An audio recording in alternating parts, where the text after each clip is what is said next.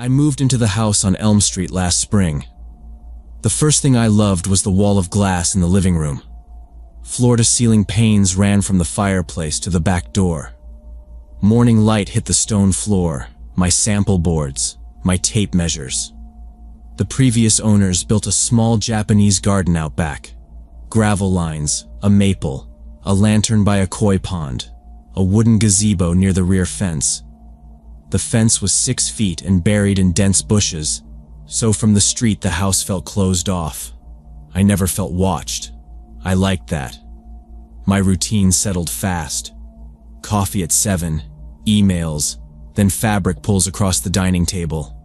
I work from home as an interior designer, so light is my tool. I never closed the blinds. At night, the pond lights made ripples on the ceiling. The side gate had a latch that stuck down firm. If it moved, I would know.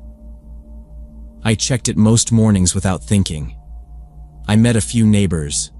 The mail carrier, a couple with terriers, the delivery guy who hated my driveway. Across the street was Linda, mid-50s, neat bob, floral tops, a metal sun on her porch post. We waved twice. That was it. I skimmed the pond, raked the gravel, trimmed the bushes. Everything felt contained. It felt private in a way I had never had before. Windows stayed clear at night. Small things did catch my eye. Twice I found tiny pebbles on the inside track of the slider, like grit had ridden in on the edge. One morning the gate latch sat up a hair, then dropped when I pressed it. The motion light clicked on near dawn. I told myself it was wind and wood and ignored it. One Thursday evening, just after sunset, the doorbell rang 3 times, sharp. I had a box cutter in my hand and a stack of samples on the coffee table. I set the blade down and opened the door. Linda stood there, angry. "You need to close your blinds," she said. "There are children on this street. You can't be indecent in front of children." I said I didn't understand. My windows faced my backyard. You could not see my living room from the street. She shook her head like I was playing dumb. "People can see," she said.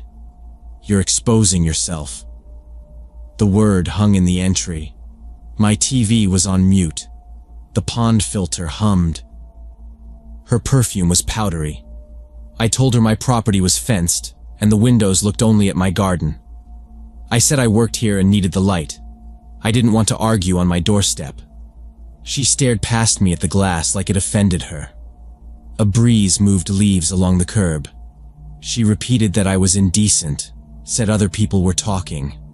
I said I would be mindful, but I wasn't doing anything wrong. She stepped back off my mat. She crossed the street without looking. I closed the door and looked at the windows until the TV's bright scene showed faint streaks on the outside pane. They could have been water spots. I pressed my palm to the glass and watched a new mark bloom and fade. I locked the slider, checked the gate latch. I worked late. I kept half an ear tuned for the motion light. It did not click. At 10, I washed my mug, wiped the counter, shut down the laptop, and looked into the yard. The pond light glowed. The gravel still ran straight. The next day around 5, the doorbell rang once. I had a client mood board on the floor, samples pinned to foam. I opened the door. Linda took a half step into my entry without asking. She lifted her phone. "I said you need blinds," she said, and pushed the screen toward me. The photo on her phone was my living room, taken through my windows, my sofa, my rug, the coffee table with the box cutter still on it. In the background, through the same glass, were the pond and the gazebo roofline.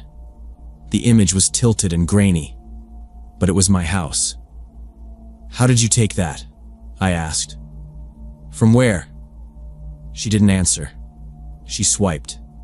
Same view, later light. The patio strip was on along the eave. "You need blinds immediately," she said, "for the sake of the children." I said the only way to capture my yard in the same frame was to be behind my house or in my yard. I asked again where she stood when she took the pictures. She lifted her chin and repeated that I was indecent. I said I wanted the location. If she had been on my property, I needed to know. She frowned and told me I was being difficult when she was trying to protect the neighborhood. She swiped to another image and held it so close I could not see the edges. I repeated the question. I kept my hands still so I didn't grab the phone. Sun through the door glass traced a stripe on the tile. Outside, a delivery van rolled past. No one else was on the street. The street stayed quiet while we faced off. She did not leave. "You're selfish," she said. "You don't care who sees what." I said my living room faced an enclosed yard. I said her photos showed my yard, which meant the shots were taken from behind me, not from the street. I asked a third time where she had been. Her voice went up. She said families had complained. She said light cut through houses. She said not everyone wanted to see my life through glass. I told her physics did not change my fence.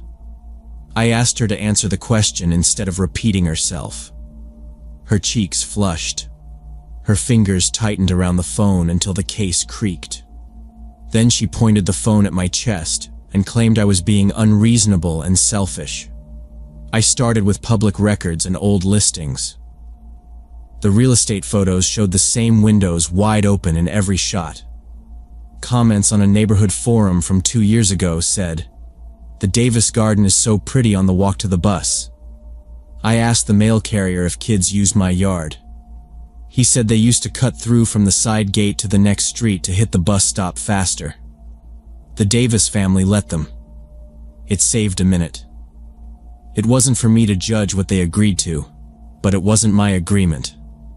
I saw Linda on her porch that afternoon. I walked across with a printed map of my lot lines and said, calm and polite, that I understood why she might think the shortcut was still okay, but it wasn't. I said I was sorry for the change, but it was my property, and I did not want anyone coming through the gate. I added that I had tools and samples in the living room and I worked odd hours. She stared at my map like it was a trick. Her jaw tensed. She said I was rude and not a team player. She said the shortcut kept kids safe.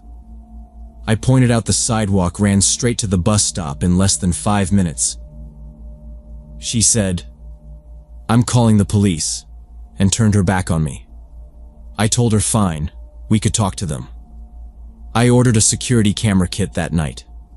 4 outdoor cameras, 1 doorbell camera, 1 motion flood with a camera, and a small NVR box with a hard drive.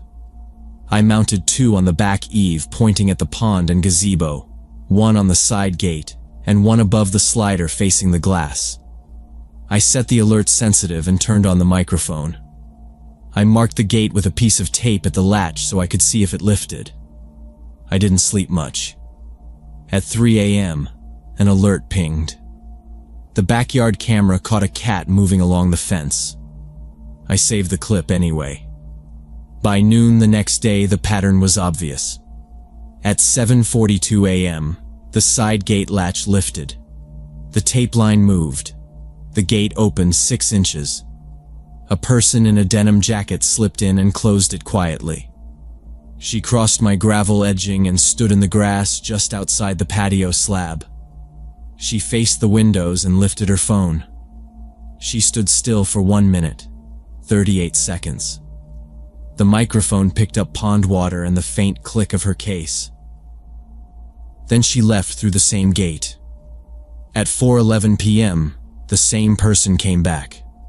She stood at the gazebo's post and aimed into my living room. She did not step onto the patio, like she knew where my camera might be. It was Linda. The camera in daylight caught her hair and glasses. In one clip, she stared at her screen and adjusted angle until the glare dropped. When she tilted left, the gazebo roof showed, same as her photos. The NVR stamped months of recordings, because the date overlay proved the cameras had been recording since I installed them that morning. But the pattern of time of day and posture let me match what she showed me before. She had been doing this for months, I realized, because her earlier photos had snow on the lantern roof and the maple bear. She had been entering my yard at all times, sometimes just standing still, pointing at my windows like I was a display. I exported the clips to a thumb drive and labeled them by time. I kept my front door locked. I kept the blinds open anyway. I placed a small sign on the inside of the gate that read, "No trespassing. Cameras in use." I didn't expect it to stop her, but it set a line I could point to later. Linda followed through on her threat the next week. Late morning, a patrol car rolled to the curb. The officer was mid-40s, name tag Johnson, sunburn on his neck. He walked up slow, hands relaxed. He said my name and said there was a complaint of indecent exposure. Linda stood on her porch, arms folded, chin high. 2 houses down, a man watering his lawn paused. I invited Officer Johnson inside. The living room looked the same as always. Canvas bins under the table, sample books stacked, tape measure on the runner. The windows faced the garden. I told him the windows faced only my fenced yard. I told him what Linda had shown me on her phone earlier and how the background in those photos could only be captured from inside my lot because the pond and gazebo sat behind the camera. He asked to see what I had. I showed him the thumb drive and played the clips on my TV from the NVR. He watched the gate lift at 7:42 a.m. He watched Linda step in and raise her phone. He watched her stand and record. He asked to walk the yard. We went out together. He looked at the fence height, the angle from the gazebo to the glass, and the distance to the street. He stood at the gate and peered through the slats. You could not see my sofa from there. He stood in the exact spot where Linda had stood and lined up his gaze with the edge of the window. "That's the shot," he said. He made a note. He went to speak with Linda. I stayed on my porch and heard pieces of it. He asked her how she obtained the photos.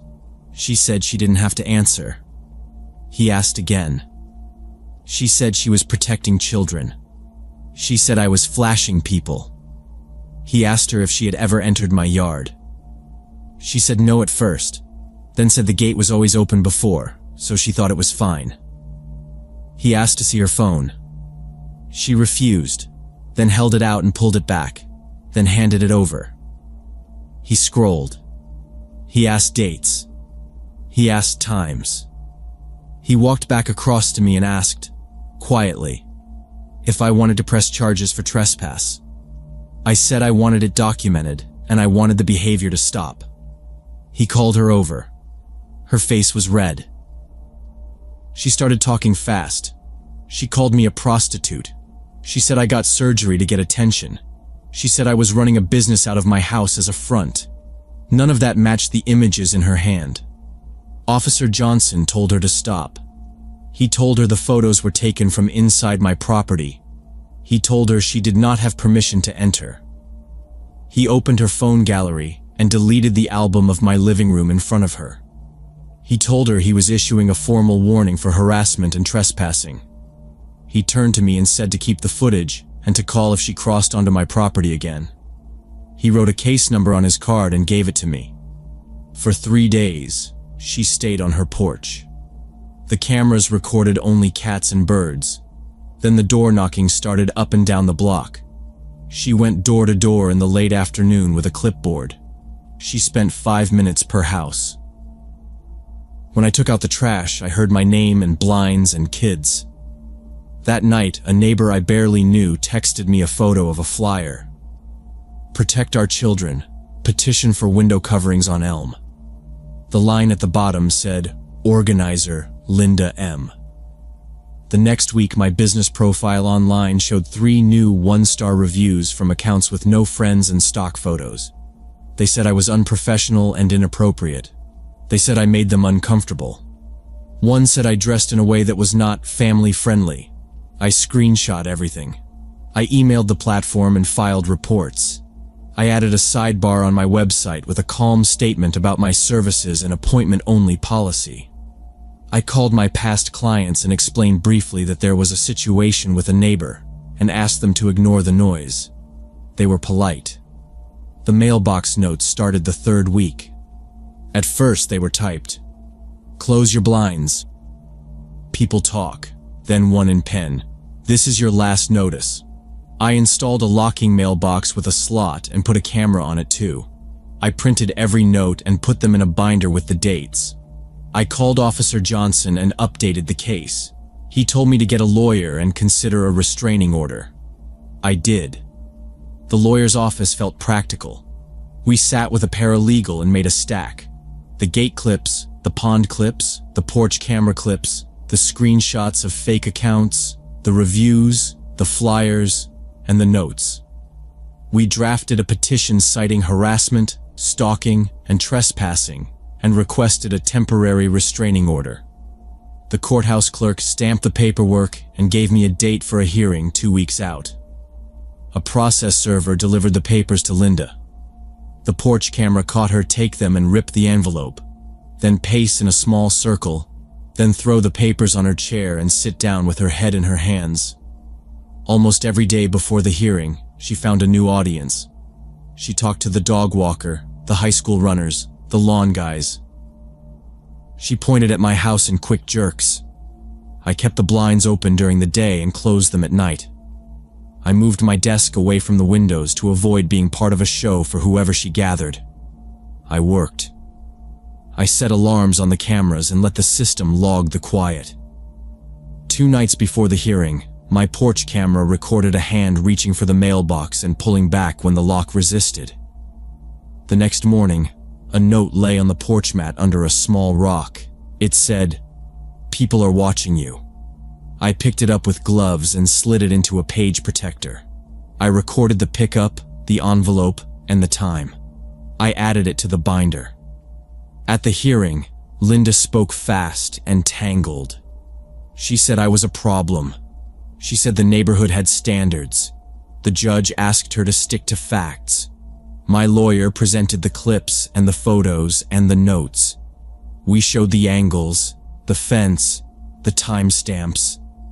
The judge granted the temporary restraining order and set conditions. No contact, no trespassing, no approaching my property, no attempts to capture images through my windows. He warned her that any violation would result in arrest.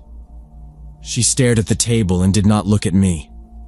After that, the door knocking stopped. The fake accounts slowed. A legitimate client emailed to say she had seen the reviews and reported them. The cameras went back to catching cats and birds. I kept the binder out. I kept the sign on the gate. I kept my routines tight. The house felt different, not because of the glass, but because I watched it like a job. It was a plain boundary issue that should have taken one conversation to fix. Instead, it showed me how far someone will go to keep control over something that was never theirs in the first place. What started as a simple boundary issue revealed a disturbing pattern of stalking and harassment that made me question the safety of my own home.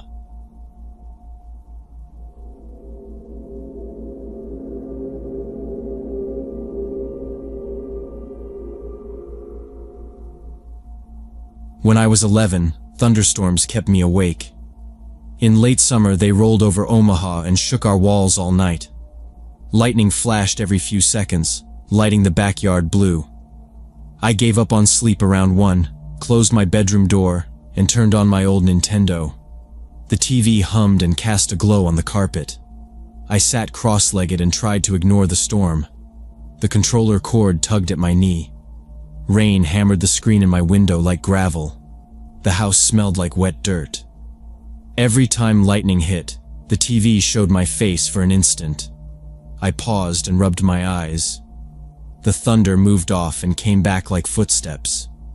I got up and went to the window. My room looked over our backyard. The porch light was off, and everything was just shapes until lightning hit. Our garden shed sat by the chain-link fence. My dad had built it with a small square window so he could see his tools. In daylight, you could see the red toolbox and the rake hooks. The next flash lasted longer. That's when I saw the man. He stood near the shed with his shoulders hunched, a dark jacket stuck to his arms. He was tall with a hood up. His head was tilted toward the tiny window like he was listening. The light went out, and he vanished. Another flash put him there again, face bleached white before the dark swallowed him. I didn't know him. I dropped down without thinking. The TV behind me threw a rectangle on my closet doors. I reached back and hit the power button. The click felt loud. I slid to the sill and kept my head low. The man reached for the shed handle. It didn't move. My dad always locked it. He pressed his palm to the wood, then stepped back and turned slowly. Rain fell in sheets off the gutter. Water ran along the flagstones. He walked around the shed with one hand on the wall, checking the hinges and trim. He stood on his toes to see the top gap. My hands were steady on the sill. I told myself to watch and not do anything dumb. At 11, I still thought maybe I was overthinking. Maybe he was just stuck outside. He stayed. He didn't hide from the lightning. He timed his steps so he moved in the dark between flashes. I started counting that rhythm. Flash, still framed near the fence. Darkness, 3 steps. Flash, head down. Darkness. A pause like he was listening for a dog. It was 1:15 when I saw him. By 1:45 he was still there and the rain didn't let up. I locked my window and set the little dowel my dad kept in the track. I pulled the curtains together and left a finger-wide slit so I could see. I looped my controller cord and set it aside so I wouldn't trip. Then I went back to the slit and watched. I kept my breath off the glass. He left the shed and moved to the fence line. He kept tight to the maple shadow. When the next long flash came, he was at the bottom of the porch steps. He checked the screen door with his fingers. My mom latched it from the inside. He didn't yank it. He leaned in and put his ear near the glass. Then he stepped down and edged along the house toward the kitchen. I slid to the far side of my window to see the side yard. The concrete path shone like a ribbon. Trash cans sat under the eaves with water wringing off the lids. I watched the ladder my dad kept beside the window well. Lightning cracked and gave me a bright look. The hose, the grill cover, the downspout spilling. The next flash showed him at the back corner, closer to the kitchen window. The rain eased and the thunder moved off. I heard a car on the main road, our air conditioner clicking off, the drip at the gutter. I thought about running to my parents' room. The stairs were loud and the hallway opened above the living room. If he was near the glass, he could hear my feet. I stayed low and watched behind the curtain. He checked the basement window well with his shoe. He crouched and picked at the rusted grate. It didn't budge. He stood and looked up at the kitchen window with his chin tucked in. Lightning drew a sharp line across his face and showed a cap under the hood. He didn't move like a drunk. He moved like someone who wanted to know how the house was built. He listened again with his head tilted and his body still. When lightning came, he didn't flinch. He seemed to use it. He was careful about the angles, about where he stood in relation to the street, about the porch post blocking sight lines. It felt planned. He waded through a long stretch of dark and then stepped close to the siding under the kitchen window. He flattened to the wall. Cold came through the glass. I wiped away fog with my sleeve. I kept a clear view of the white frame and the tear in the screen my mom had taped last month. The caulk had a hairline crack my dad said he would fix when it was dry. The man lifted his face toward the window like it was a target he needed to study. He shifted each foot like he was settling in. The rain dripped off his hood in a steady line. He didn't look toward the street or the neighbors. He kept his head down, tight to the glass. I watched his hands come up in the next flash, elbows out, wrists stiff. and then he pressed both palms to the kitchen window and made a tight circle with his fingers, cupping his hands against the glass to block the reflection. He moved from the kitchen window to the sliding patio door like he had a plan. I saw his outline in the glass. He put his hand on the handle and jiggled it slowly like he was listening for the catch. Then he pressed his shoulder into the frame to test it. The door shivered, but the bar my dad kept in the track held firm. He crouched and looked at the bottom rail, then the top. He ran a finger along the weather strip like he was feeling for a gap. He tried the handle again, quick this time, and then pushed in short bursts, like he was testing the screws. I didn't wait for more.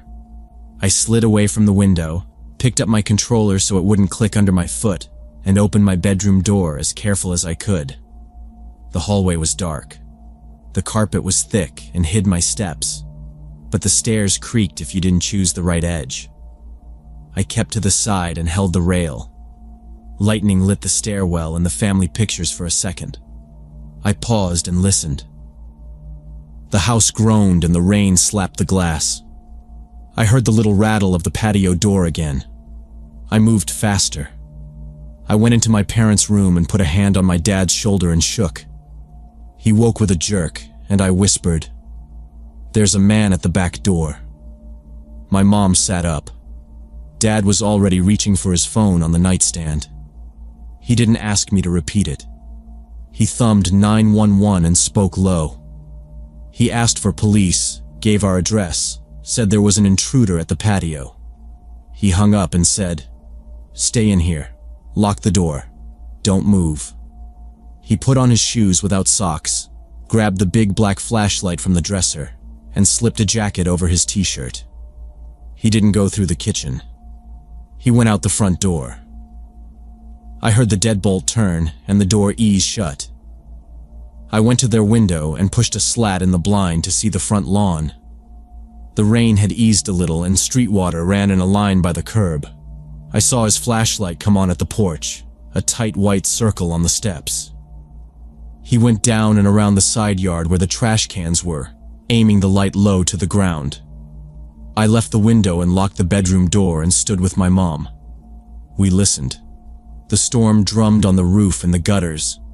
Then I heard the side gate hinge squeak, and a second later I saw a gray glow in the hallway from the backyard beam cutting across the kitchen. My mom whispered, "He called the police. It's okay." I nodded. I watched the crack under the bedroom door like it could tell me something. I counted to 20 and then 30. The next thing I heard was fast steps on the deck and the flashlight beam jumping on the ceiling by the kitchen. Dad was on the patio.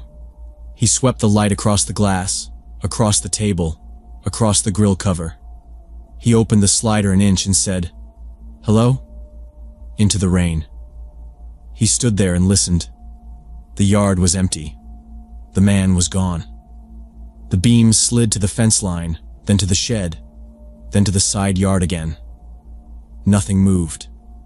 The police came in about 10 minutes. We heard tires on wet road and a door thump. Red and blue reflected off the living room ceiling. Someone knocked and called out, and my dad let them in. 2 officers went straight to the back with their lights and walked the edge of the lawn and the flower bed. Another drove slowly down the alley with a spotlight, stopping at each gate. I watched from the hall, behind my dad's shoulder. They found wet footprints on the deck boards, heel-to-toe prints leading right up to the slider.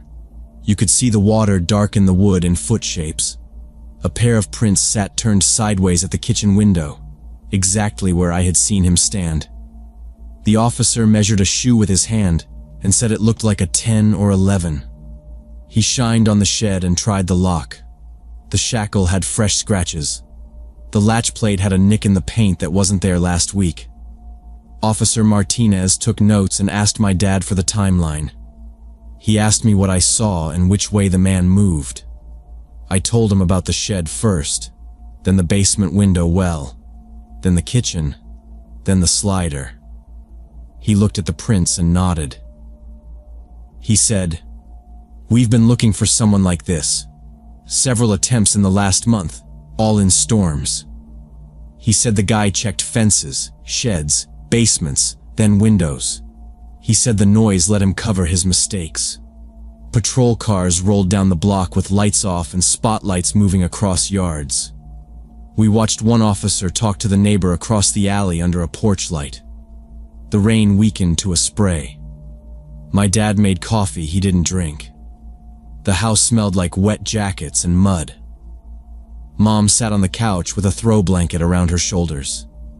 I stayed near the patio door and stared at the prints until they blurred out with more rain. About an hour later, the phone rang. Martinez picked it up on speaker, and we all heard another officer say they had a male detained 3 blocks away near the elementary school field. He was soaked, wearing a dark jacket, carrying a small pry bar, a folding knife, and a flathead screwdriver wrapped in tape. They were bringing him in. Martinez wrote down a name, Ray Thompson. He said he knew the name. Local guy. Alcohol problems. Prior attempted break-ins and petty theft. He explained again why storms worked for him, how he waited for thunder to try a latch or crack something so neighbors didn't hear. They took more photos and bagged a piece of paint that had chipped off the shed latch in case it matched the pry bar. One officer walked the alley again and looked in the wet dust for tread marks.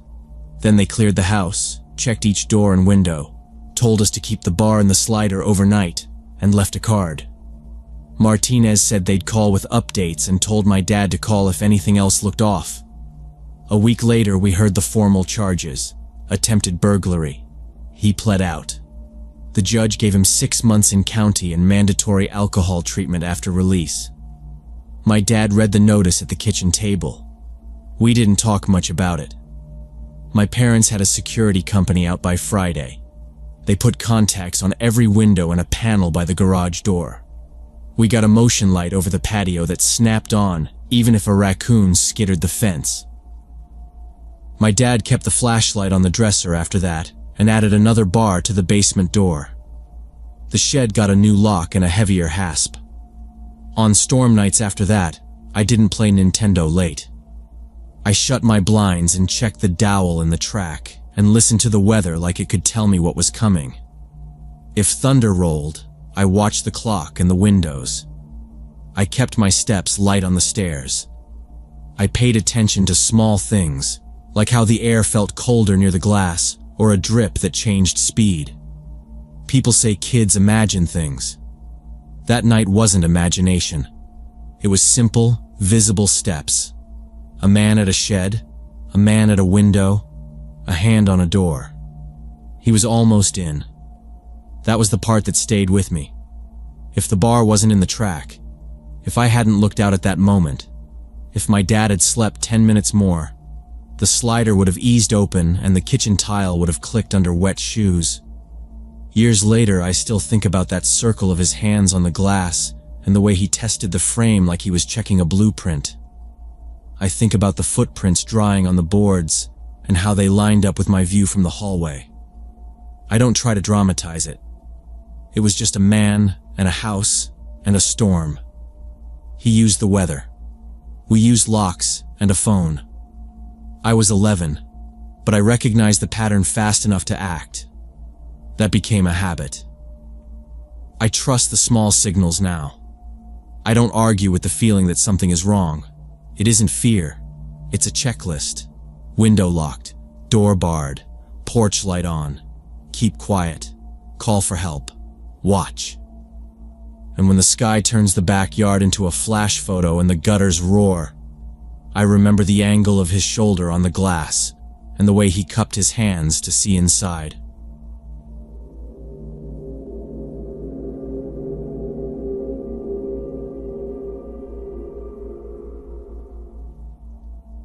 Last year, I was driving my pickup from Phoenix to Las Vegas around midnight.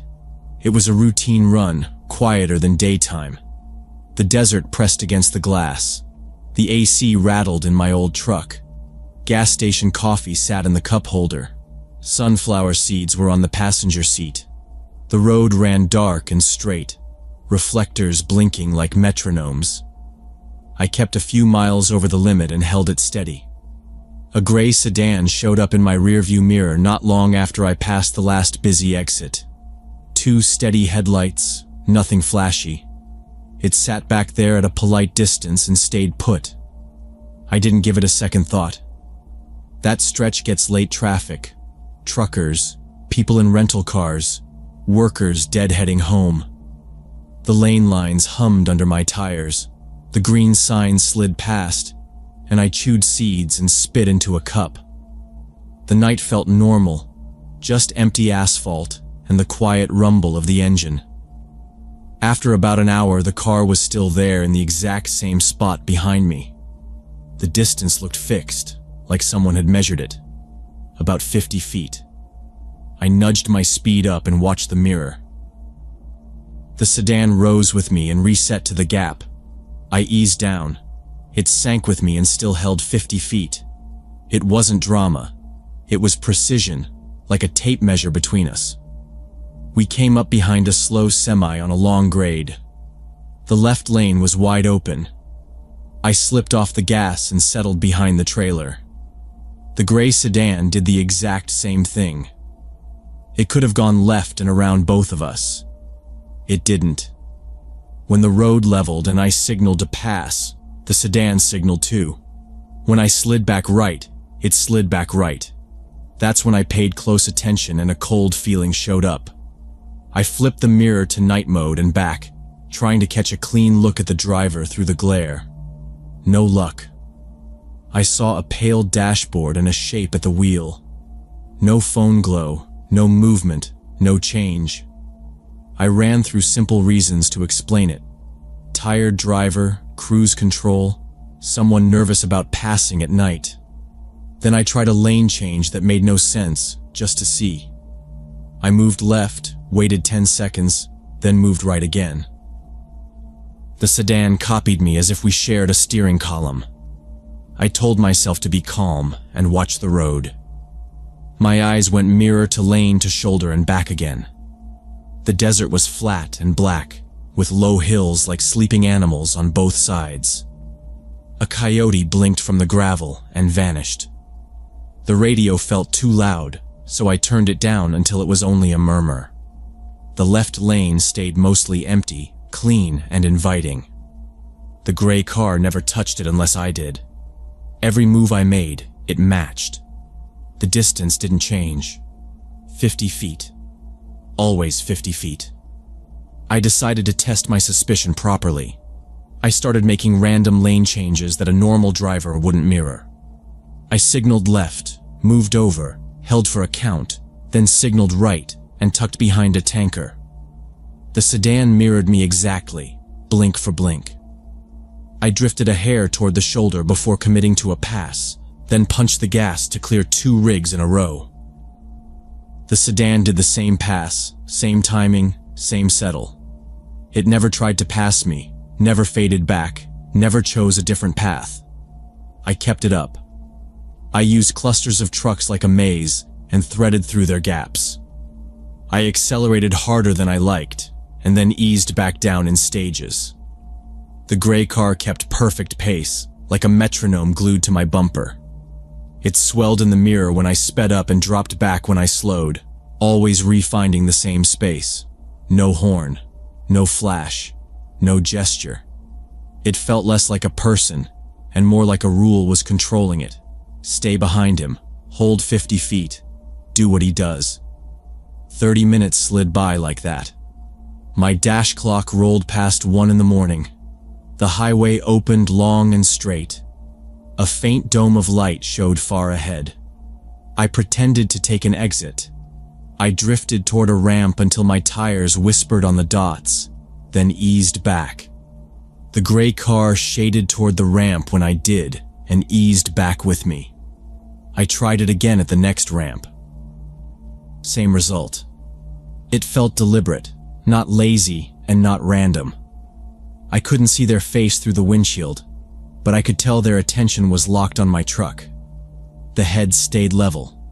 The car never wobbled. The posture didn't slump. I checked their passenger seat when a lit overpass gave me a flash of light. No second person that I could see. The plate was unreadable in the glare. It was all clean and neat and controlled. It looked like someone had trained to do exactly this and nothing else. That idea sat heavy in my chest while the miles kept coming. My fingers left damp patches on the wheel. The vinyl felt slick.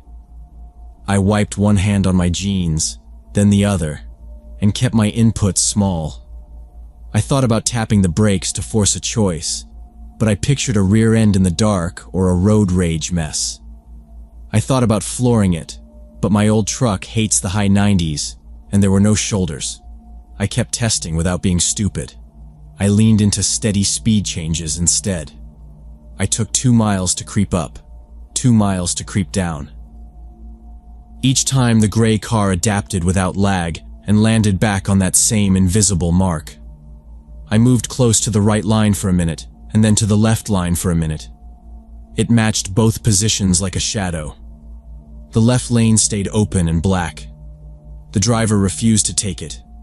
The pattern was full and clean by then. It wasn't a mistake and it wasn't nerves.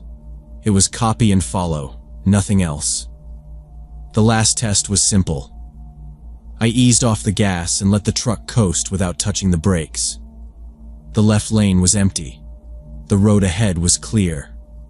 I watched the needle drop and the gray car float with me, inch for inch, holding that gap welded in place.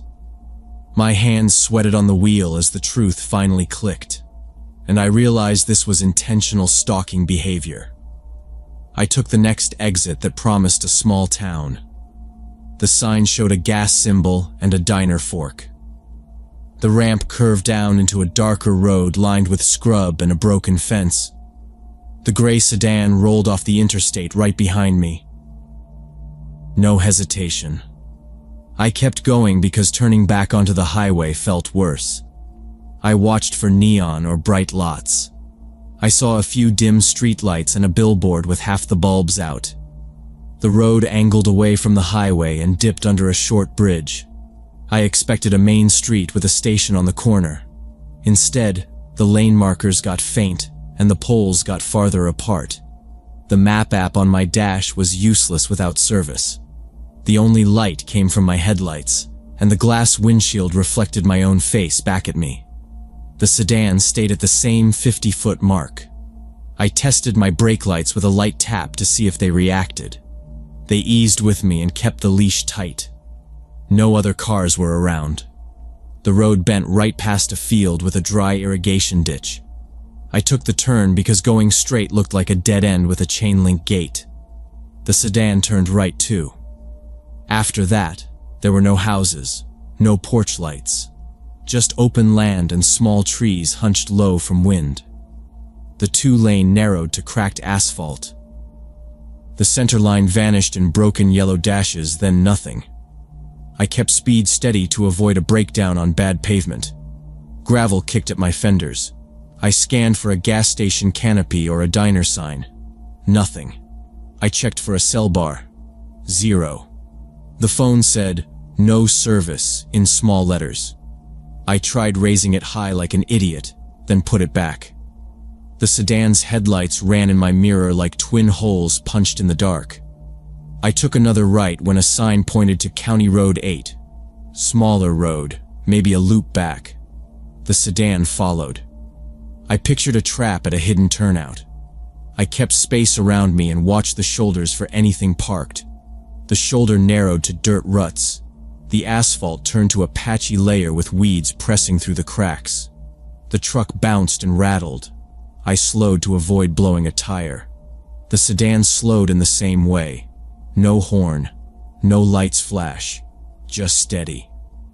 I tried a sudden left onto a farm lane that cut between two fields. My tires popped rocks. The sedan came to, unbothered by the rough surface. A rusty gate stood open ahead. A sign lay face down in the weeds. I went through and kept moving because stopping felt wrong.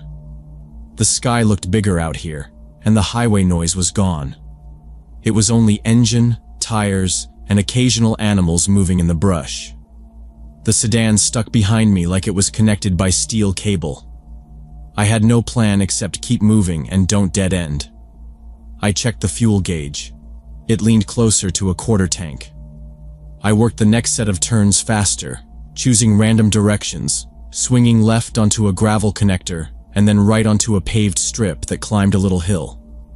Dust blew across my windshield even with windows up. I watched the needle on the fuel gauge drop, not fast, but it moved. I tried to read the shape behind me. No door dings, no bumper stickers. Clean car. That alone set my teeth on edge out here where dust touches everything. It kept the same spacing, same lane line, like a measuring tool. The game dragged on for 15 minutes. I tracked time off the dash clock. I cut into farm paths that ran along irrigation canals. The truck bumped over culverts. The sedan handled it fine. I looped twice, thinking I had doubled back, then saw a water tower that told me I had not. The driver behind me made no mistake. Every intersection was a mirror of my choice, and every small test I made, they matched. The fuel gauge slid toward the last eighth. I clicked off the AC to save a little. I killed the radio to hear the engine. The night grew thinner with sound because I strained for anything out of place. A coyote yipped once far out. Wind hit the cab and quit. The sedan never wavered. I started counting turns to keep orientation.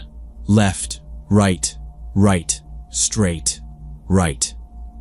I pictured the highway as a line to the west and tried to bend toward it.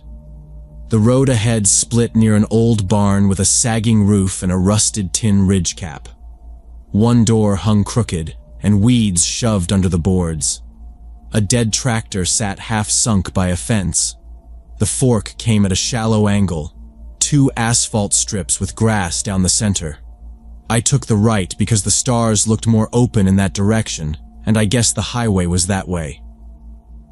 My blinker clicked and reflected off the barn's metal sheet, dull and weak. The gray sedan closed to the fork, and without slowing in a strange way, turned left. No drift, no fake. It just went left. I watched the taillights in my mirror. They shrank and vanished between 2 lines of trees. I rolled 100 yards, slowed, and stopped on my side of the fork with my foot hard on the brake. The road behind me was empty. The barn creaked once and went quiet. My cab ticked as heat moved in the metal. I sat there and listened for any engine out in the dark. Nothing. I thought about turning around and following to see if they were hiding with lights off. I didn't. I thought about killing my headlights and waiting. I didn't. I clicked into drive and went on the right fork, slow, scanning the ditches and the fence lines. The sudden silence built pressure under my ribs. The pursuit had been simple. This was not. I drove for another 30 minutes through back roads and field lanes before a big green sign finally showed on the horizon. The edge of the interstate cut across the dark like a river of dull light. I found a ramp with cracked concrete and a faded arrow and took it. The merge lane was empty. I rolled back up to highway speed and watched the mirrors until my eyes ached. The rest of the run to Las Vegas stayed quiet. Trucks spaced themselves like islands. Occasional rental cars ran fast and disappeared. The dashed white lines kept a steady rhythm. I looked for the gray sedan every time a pair of headlights came up behind me. I marked model shapes and grille patterns. None matched. I kept my speed careful and left plenty of room in front of me. The fuel light came on near the state line, and I picked a busy station with bright pumps to fill up. I finished the drive and parked at my hotel before dawn. The sky was a flat gray blue. I locked the truck twice and walked the lot once to check for that car. I looked at every gray sedan. None of them were it. I watched the street a minute longer and then went inside to check in. The desk kid pushed over a key card and nodded at my ID. My hands were steady by then, but I kept seeing those tail lights shrinking away at the fork. I never found out who was in that car or why they glued themselves to my bumper for that long. I went over every choice and didn't see what set it off. The whole thing stayed plain, like a job someone had to do. The only thing I could control after was what I did next time. Now when I drive late, I tell someone my route and the time I expect to get where I'm going. I stick to main exits, big stations, and the lanes with more light. I keep more fuel in the tank, and if someone holds at my bumper and copies me, I keep moving toward people and cameras, and I make the call as soon as I see a bar appear on my phone.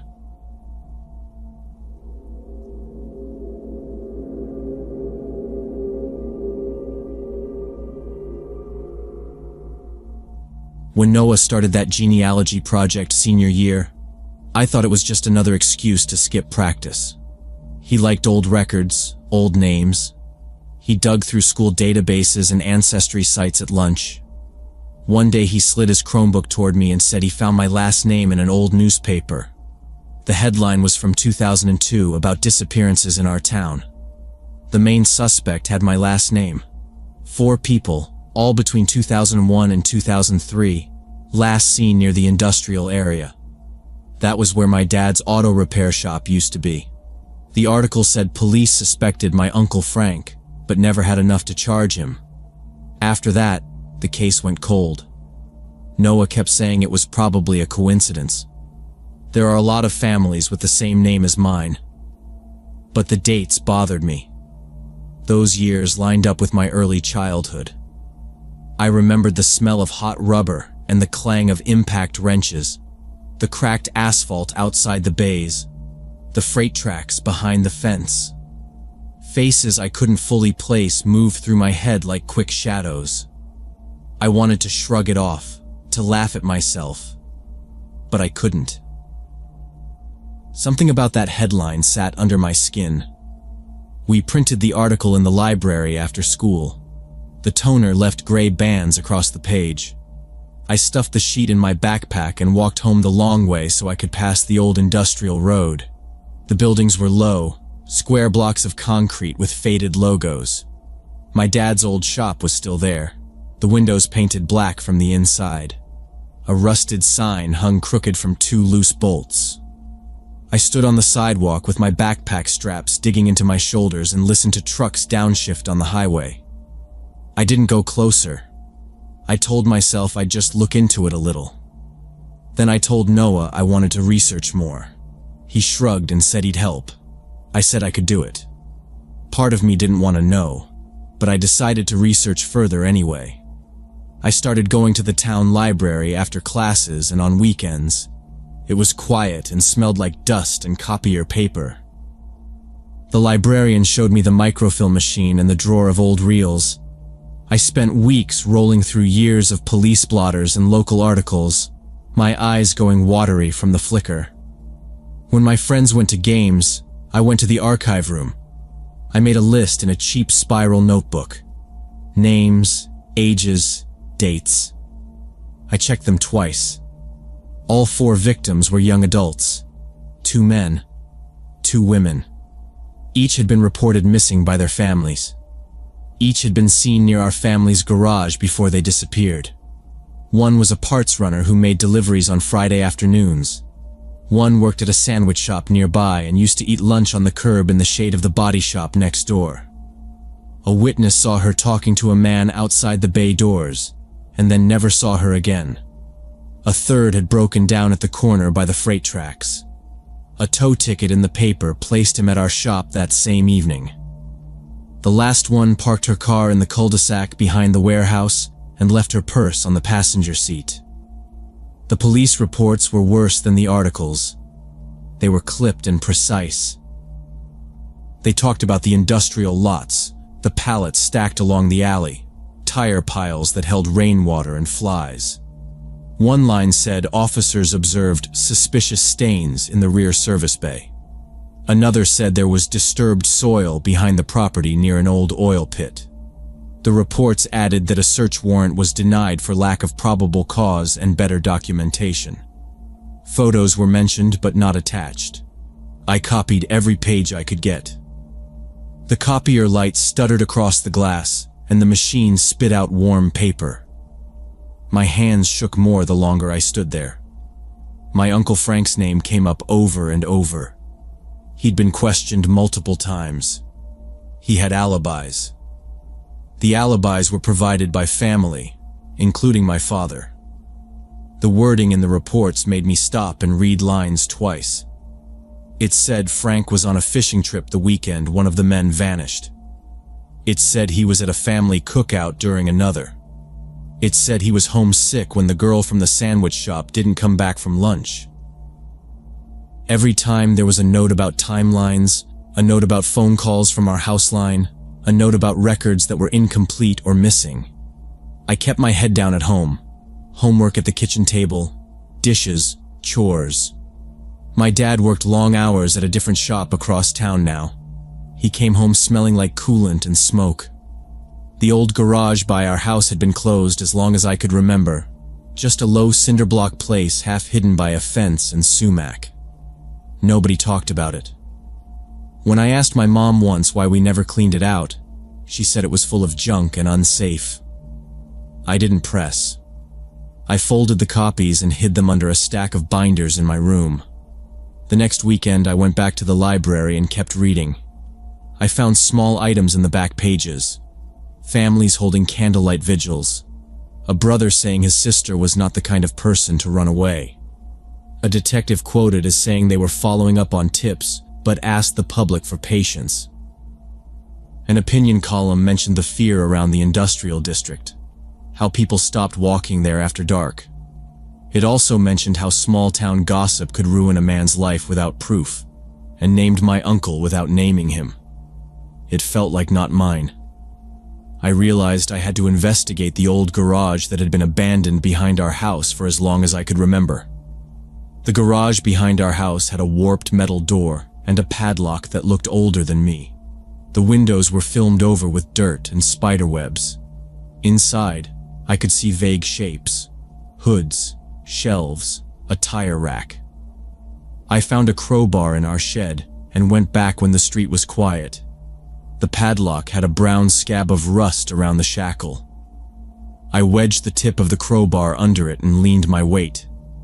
The metal gave with a dry pop and fell into my hand, flakes of rust sticking to my palm. I slid the door up. It stuttered along the track and sent dust raining down. The air inside was stale and heavy, like old oil and mice. The concrete was gray, cracked in spider lines, with puddles of leaked fluid that had dried to dark stains. Shelves held carburetors, hoses, coffee cans of bolts. A drill press sat in the corner under a tarp. I moved slow so I wouldn't knock anything over. My shoes left prints in the dust. A rat ran along the far wall and disappeared behind a stack of tires. I told myself I was being paranoid and I'd find nothing. The floor said otherwise. Near the back bay there was a rectangle on the floor that didn't match. The concrete there was smoother, paler, and didn't show the same wear. The edges met the old slab in a straight line. When I tapped it with the crowbar, it sounded higher, like it was thinner. I scanned the wall and found a sledgehammer propped behind a rolling seat. The handle was sticky with grime. I tested the weight, set my feet, and swung at the patch. The first hit jarred my arms up to my teeth. The second hit cracked the surface in a neat white line. Dust rose in a chalky cloud. I worked in a grid, chipping out a square. Beneath the thin top layer, the sound changed. Hollow. I set the sledge down and used the claw of the crowbar to pry. The edge lifted, and a lid of poured cement came up like a stiff door. There were hinges on one side, embedded in the older slab. I coughed from the dust and the air that seeped out from the gap. It smelled like rot and chemicals. My stomach turned. Under the lid was a trap door of sheet metal with a recessed ring. I pulled it up. A black hole opened with a wooden ladder disappearing into it. The smell hit harder, like wet rust, bleach, and old meat. I stepped back and wiped my mouth. My hands shook. There was a flashlight on a shelf with paint cans. I shook it until the bulb flickered. It held a dim cone. I slid my foot onto the top rung and went down. The ladder creaked but held. The light showed gray walls lined with cinder block and a concrete floor. I reached the bottom and swung the light in a slow arc. There were iron rings bolted to the walls, 4 on the left, 4 on the right. The bolts were sunk deep. Short lengths of chain hung from 2 of them, the ends bright where they'd been cut or unclipped. The floor had reddish-brown smears, thin and dark. Some areas had circular scrub marks, like someone tried to clean and didn't finish. A drain sat near the middle, a rusted grate with hair and lint stuck in the slots. On a table made of 2 sawhorses and a door, there was a stack of Polaroids. A box cutter lay beside them. I picked up the top photo. It showed a man I recognized from an old newspaper picture, eyes swollen, a piece of tape over his mouth, sitting against a cinder block wall. The next photo was the girl from the sandwich shop. The next was the parts runner. They looked alive in some, unconscious in others. The background was this room. The dates were written with a black marker on the white borders. The worst were the last 2 stacks. The broken-down driver, the girl from the cul-de-sac. The photos were clear. The lighting matched the flashlight glare I saw now. My mouth tasted like metal. I kept flipping. My fingers stuck to the glossy paper. The last one stopped me.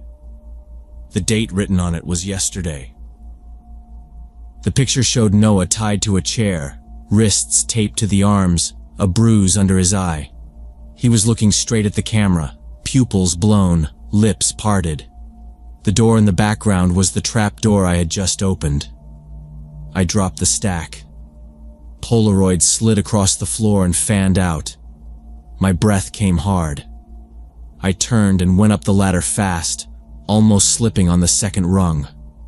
I shoved the trapdoor down and dragged the cement lid back into place, then kicked the piece of floor over it as best as I could.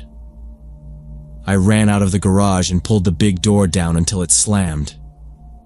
At home, the house was quiet. I stood in the entryway and listened. The fridge hummed. A note sat on the kitchen table under a salt shaker.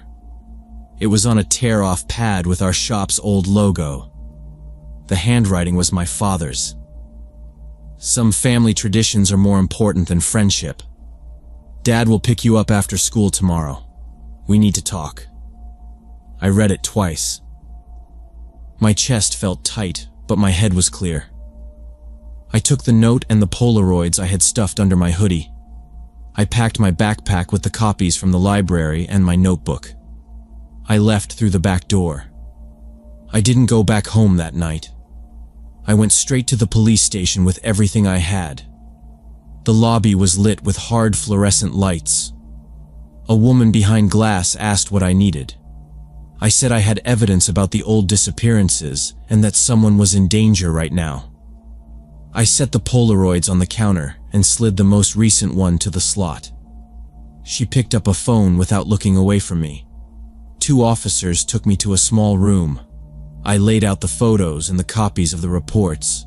I said the address of the garage. I said my father and my uncle had keys and access. I told them about the trap door and the rings.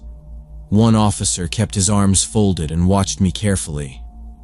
The other took notes and picked up the dated photo of Noah. He stared at the date. I told them about the smell, the drain, the chains. I told them about the note on my table and repeated the words exactly. They left the room together. After a few minutes, more people came in. A detective asked me to walk through the timeline. He asked when I opened the garage. He asked how I found the patch in the floor. He asked how I entered, what I touched. I answered. He took the note and sealed it in an evidence bag. Another officer photographed the Polaroids and called someone. The room felt colder.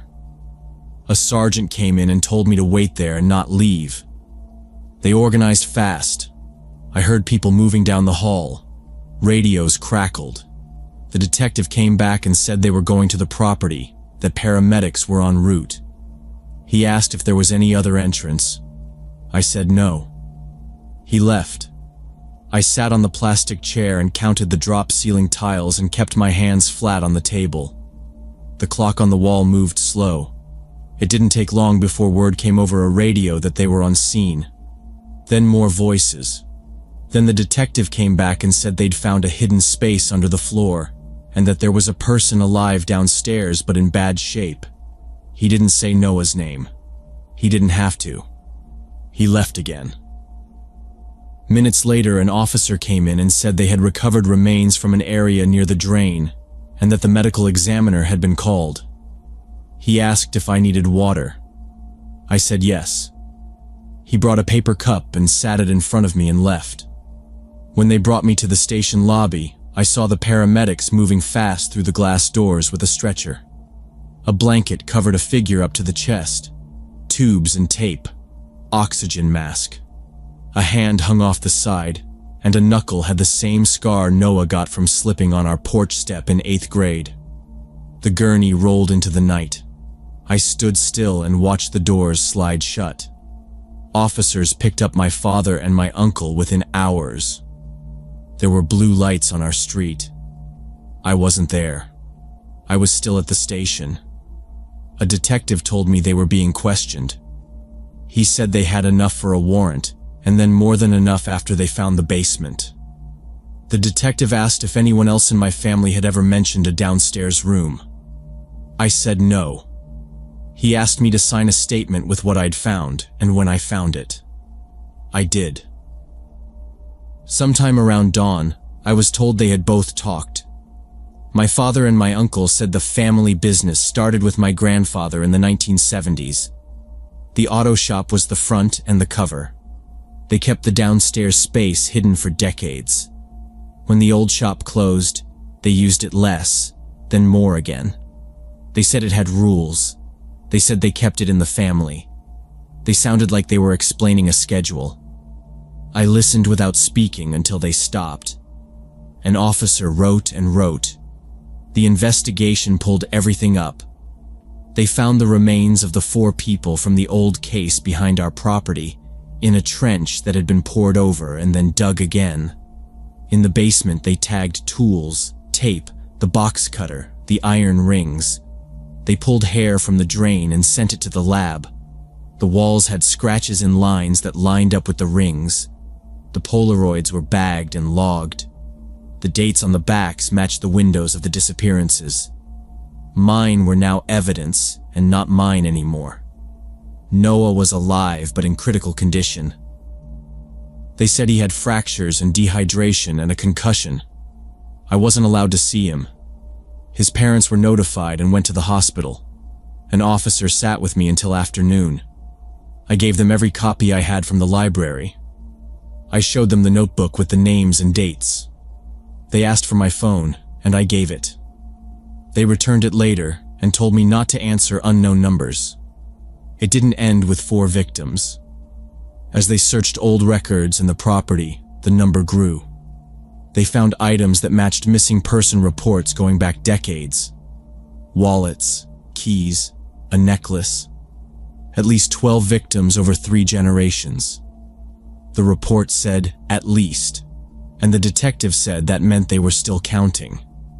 The town paper printed an update with no names. The TV vans parked across the street from the station, but I kept my head down and didn't look. They moved me the next night. A car with no markings, 2 officers, a long drive on county roads. They said a program would keep me safe while the case went through. They said things about court dates and testimony and the right to be notified. I nodded. I had a bag with 2 shirts and a toothbrush and nothing else. The safe apartment they brought me to had clean walls and an empty fridge and a view of a parking lot. I didn't go back to my house. I didn't touch the garage again. The detective called once to say charges had been filed and to thank me for coming in fast. He said Noah was still in the hospital but stable. He said I did the right thing. I said okay. Then I put the phone down and sat by the window and watched people carry groceries from their cars. I live under a different name now and check the locks twice at night. The program handles mail and routes calls to a number I don't recognize. I go to work and back. I keep my head on a swivel when a car slows down near me. The case is a folder in a new county where nobody knows me from school. The words "family business" stay in my ear like a bad echo. They built it under a floor I walked past 100 times. The nights are the worst because they are quiet, and I hear little things the same way I did in the library, in the garage, on the ladder. Pipes. Wind. A truck downshifting far away.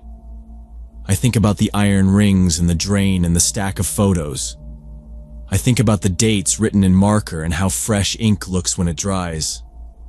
I still wake up every night wondering how many times I walked past that garage as a child, never knowing what was underneath my feet.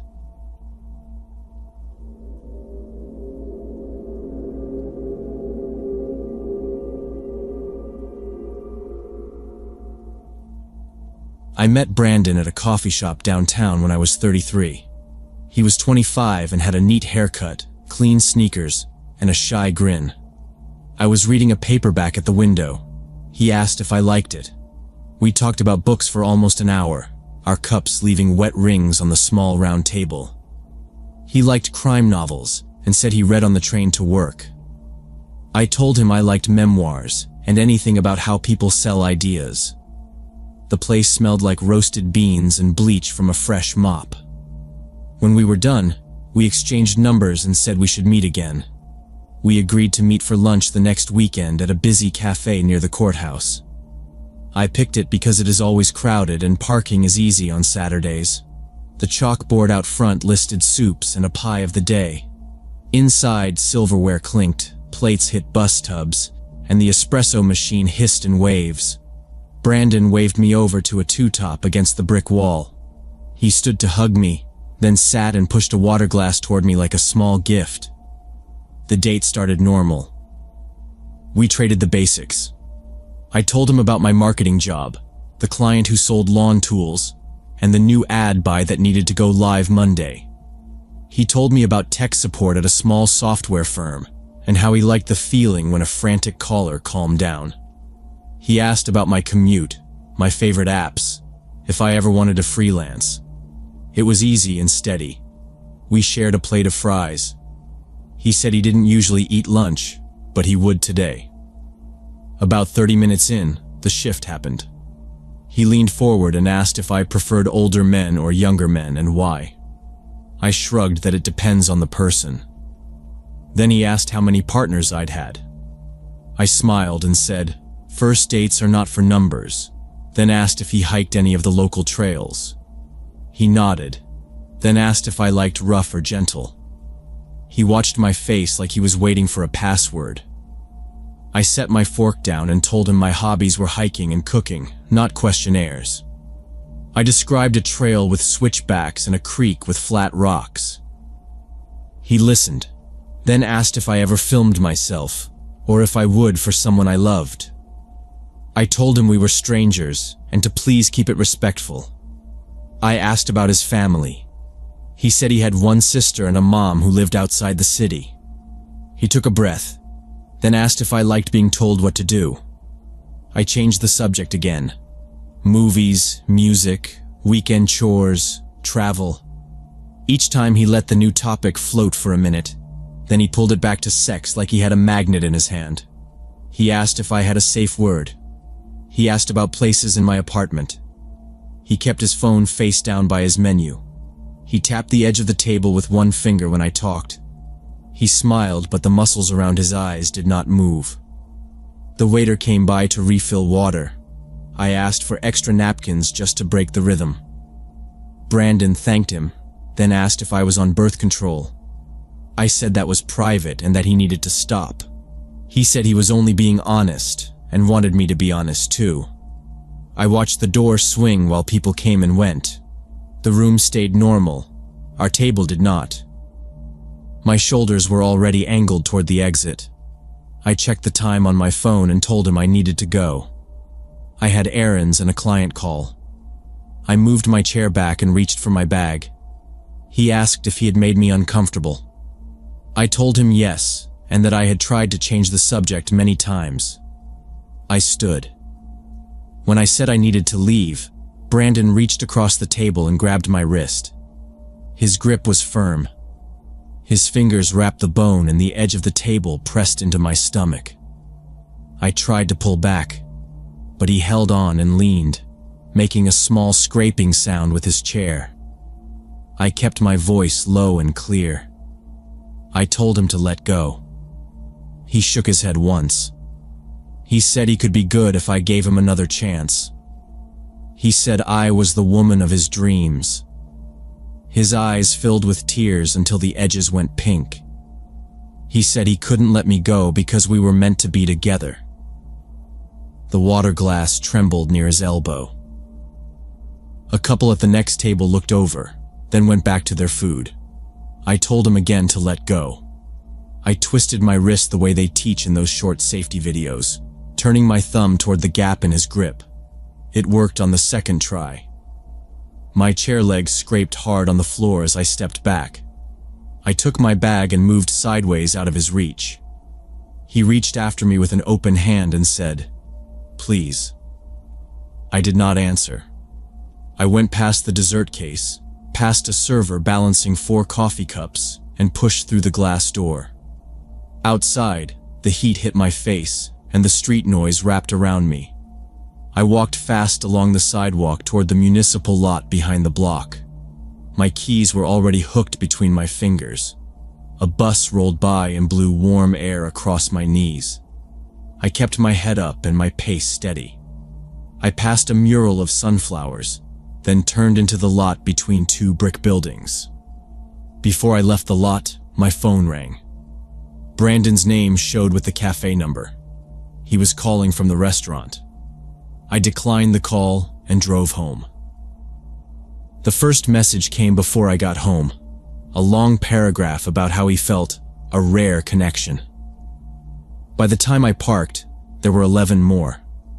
My phone buzzed steady while I unlocked the building and climbed the stairs. Lines of text stacked on the notification screen, each one pushing the last one up.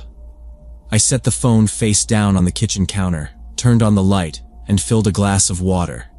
It kept vibrating, a small marching rhythm against the laminate. In the first hour, he sent over 50 messages.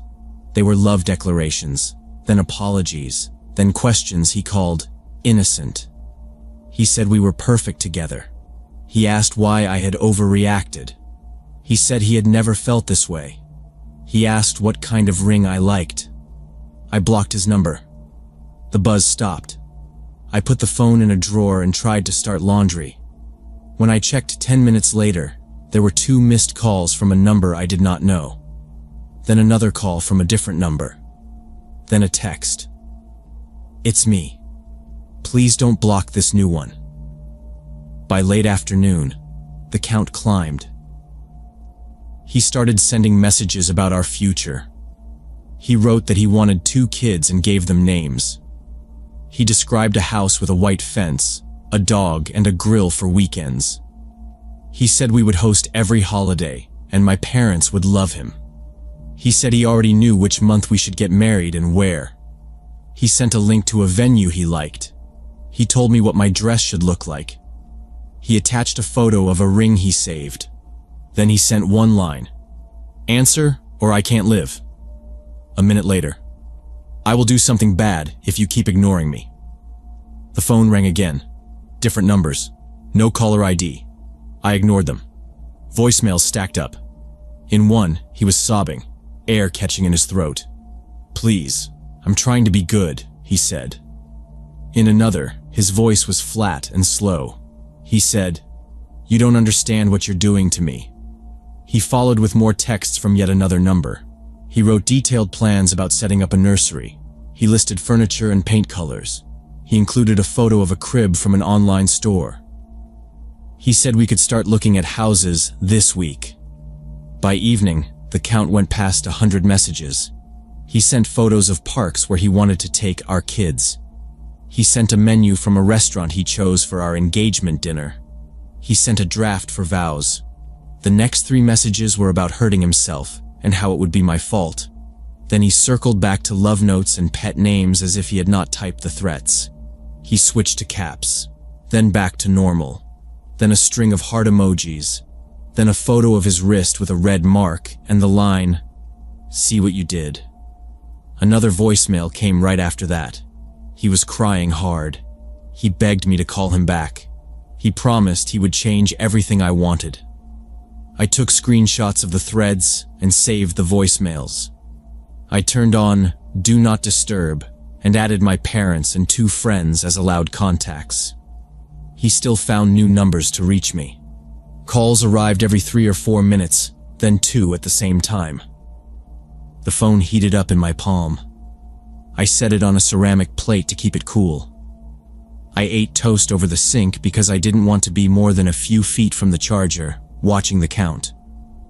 At midnight, he crossed 300 texts and 150 calls. The last message before I tried to sleep was a photo of a tuxedo with the words, "I'll be handsome for you." Then a final line in all caps telling me to answer, or he would end it tonight. I moved the dresser in front of my door and placed my shoes under the window. I lay down with the phone on my chest and the charger line draped like a seatbelt. The screen lit the ceiling in beats. I didn't sleep. The harassment continued non-stop through the night. At 8 a.m., I took a shower, dressed in jeans and a plain sweater, and drove to the police station. I parked in the visitor lot and walked in holding my phone, charger cord still wrapped around it. The lobby had hard chairs and a rack with brochures about neighborhood watches and victim services. I told the desk officer I needed to report harassment. He handed me a clipboard with a form, then called an officer from the back. Officer Webb met me in a small room with a metal table. He asked me to show him the messages. I scrolled through the threads. He watched silently, eyes moving over dates and times. He counted the missed calls on my log, then asked to play one voicemail. He listened to 30 seconds and told me to pause. He took notes with a blunt pencil and wrote the numbers down. He asked if I knew him well. I said I had met him twice and explained the scene at the cafe. He nodded once and left to speak with a supervisor. He returned with a domestic violence advocate and a packet. He said we could file for a temporary restraining order that day. He said a judge could review it quickly. He told me to keep everything. Texts, call logs, voicemails, screenshots. He even asked me to back them up to a cloud or email. We filled out a sworn statement. I described the timeline, the cafe, the grab, the messages, the threats, the counts. The advocate circled phrases and added codes for the form. They took a copy of my screenshots. While the paperwork moved through the system, I sat in the lobby and searched Brandon's name on my phone. I found a LinkedIn with his job listed. I found an old news brief for a workplace award. Then I found court records in a nearby county naming him in 3 separate civil cases. All 3 were restraining orders. Filing dates were spread over 2 years. The petitioners were women with different last names. I typed each name and found 2 Facebook profiles and 1 Instagram. I did not comment. I didn't have to. One woman messaged me that afternoon. She said she saw my name and guessed why I was searching. She asked, "Did he start after 1 date?" She shared screenshots. The messages had the same pattern. A flood of love, then plans for marriage, then threats, then tears. She said it got worse when she tried to block him. She said he followed her once after work. She told me to be careful. A second woman replied later with court documents. She had a final order and a photo of it saved on her phone. She wrote, "He becomes violent when rejected. Do not meet him. Keep everything public." Reading that, I understood the pattern was not new. I realized I had become his latest target. By evening, the temporary restraining order was signed. An officer explained the next steps. They would serve him. I should call 911 if he showed up or contacted me again. He gave me a card with a case number. I took the packet home, then called my parents. I told them I would come stay for a while. The next day I met a lawyer in a small office above a pharmacy. The carpet was thin and the wall clock ticked loud. He specialized in protective orders. He photocopied my packet and the screenshots. He explained the process for a permanent order.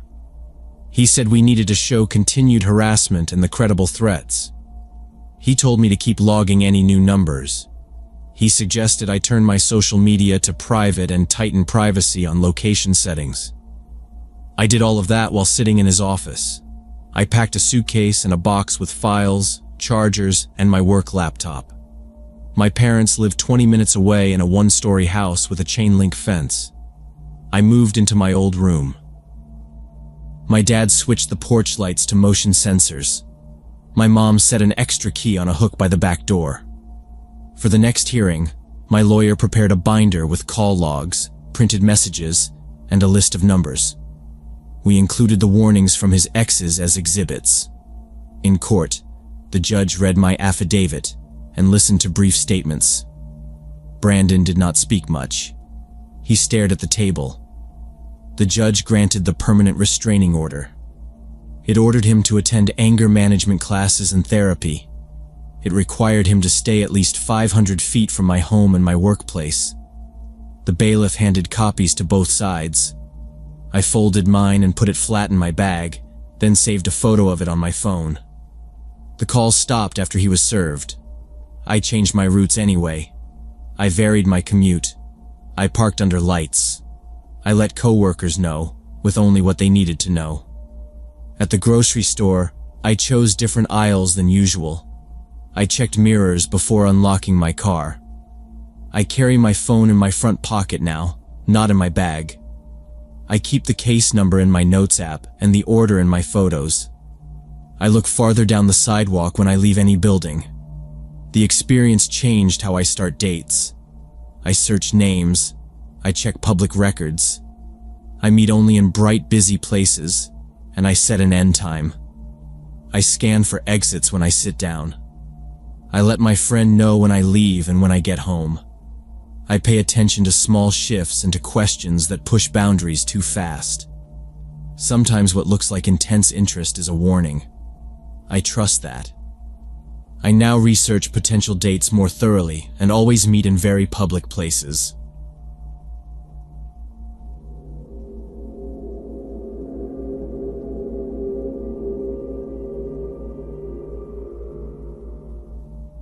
We drove to Crater Lake in one car, 5 of us crammed around coolers and tents. It was last April, cold in the shade, with thin snow tucked under the trees.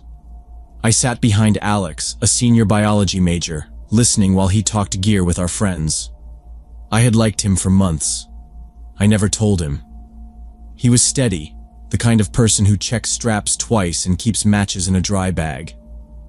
We found a site with a steel ring and a warped picnic table. Pines cut the wind. Through trunks, the lake showed blue inside rock. When Alex suggested we take the kayak out before dinner, I said yes, so fast I sounded overeager. He made it sound simple, like a quick loop to watch the sunset. Our friends unpacked the stove and the food bin. A bag of tortillas hit the table with a thud. Someone snapped twigs and the crack carried across the campground. We lifted the tandem to the shore. The water was calm and dark blue, like paint in a tray. An empty trailer sat near the launch, winch strap hanging. There was gasoline smell and a couple working on a knot. Alex checked the life vests and tugged my strap until the foam pressed my ribs, then tapped the buckle. "Good," he said, and showed me where to put my feet and how to keep my knees loose. He slid the bow until it kissed the water. "Let your arms do the work, not your shoulders." I sat in front. He eased in behind me, one hand on the dock, then pushed us off. The hull knocked softly against tiny ripples. On shore, the stove flared. Orange light jumped under a pot and died again while we glided out toward center. He taught me the stroke. Dip, pull, lift, switch. I splashed myself a few times until I caught the rhythm. He kept the pace slow so I could match him. The shore slid back. When I looked down, the water was clear enough to see a few rocks and a long, pale branch. A breeze pushed a sheet of tiny waves, and the kayak rose and fell like breathing. We moved along the face of the rim, maybe 100 yards from shore. Campground sounds thinned out. A voice, a lid clacking, one pop from the fire ring behind us. We let the boat glide. He rested his paddle across his lap, and I did the same, copying him. The bow cut a narrow V and closed it behind us. The sun slid down until the rim ate it, and the blue turned to dull steel. The light on Alex's shoulders changed gray. I felt cold bite deeper through my sleeves. He leaned forward so I could hear him without shouting, and told me how the crater filled and why the water stays clear. I looked back at shore smoke flattening under trees, and then faced the quiet water there. Alex's expression changed in an instant. His jaw tightened and his eyes went past me to the left. He stopped talking mid-sentence and didn't blink. The quiet of the lake felt loaded. I turned slowly to see what he was looking at because he never looked like that. The kayak rocked a little under us and steadied. I kept my paddle flat across my lap like he had shown me, and kept my shoulders low. I followed his gaze over the rim of the cockpit and toward the far side of the lake where the water darkened in evening light. A motorboat was moving toward us from the far side.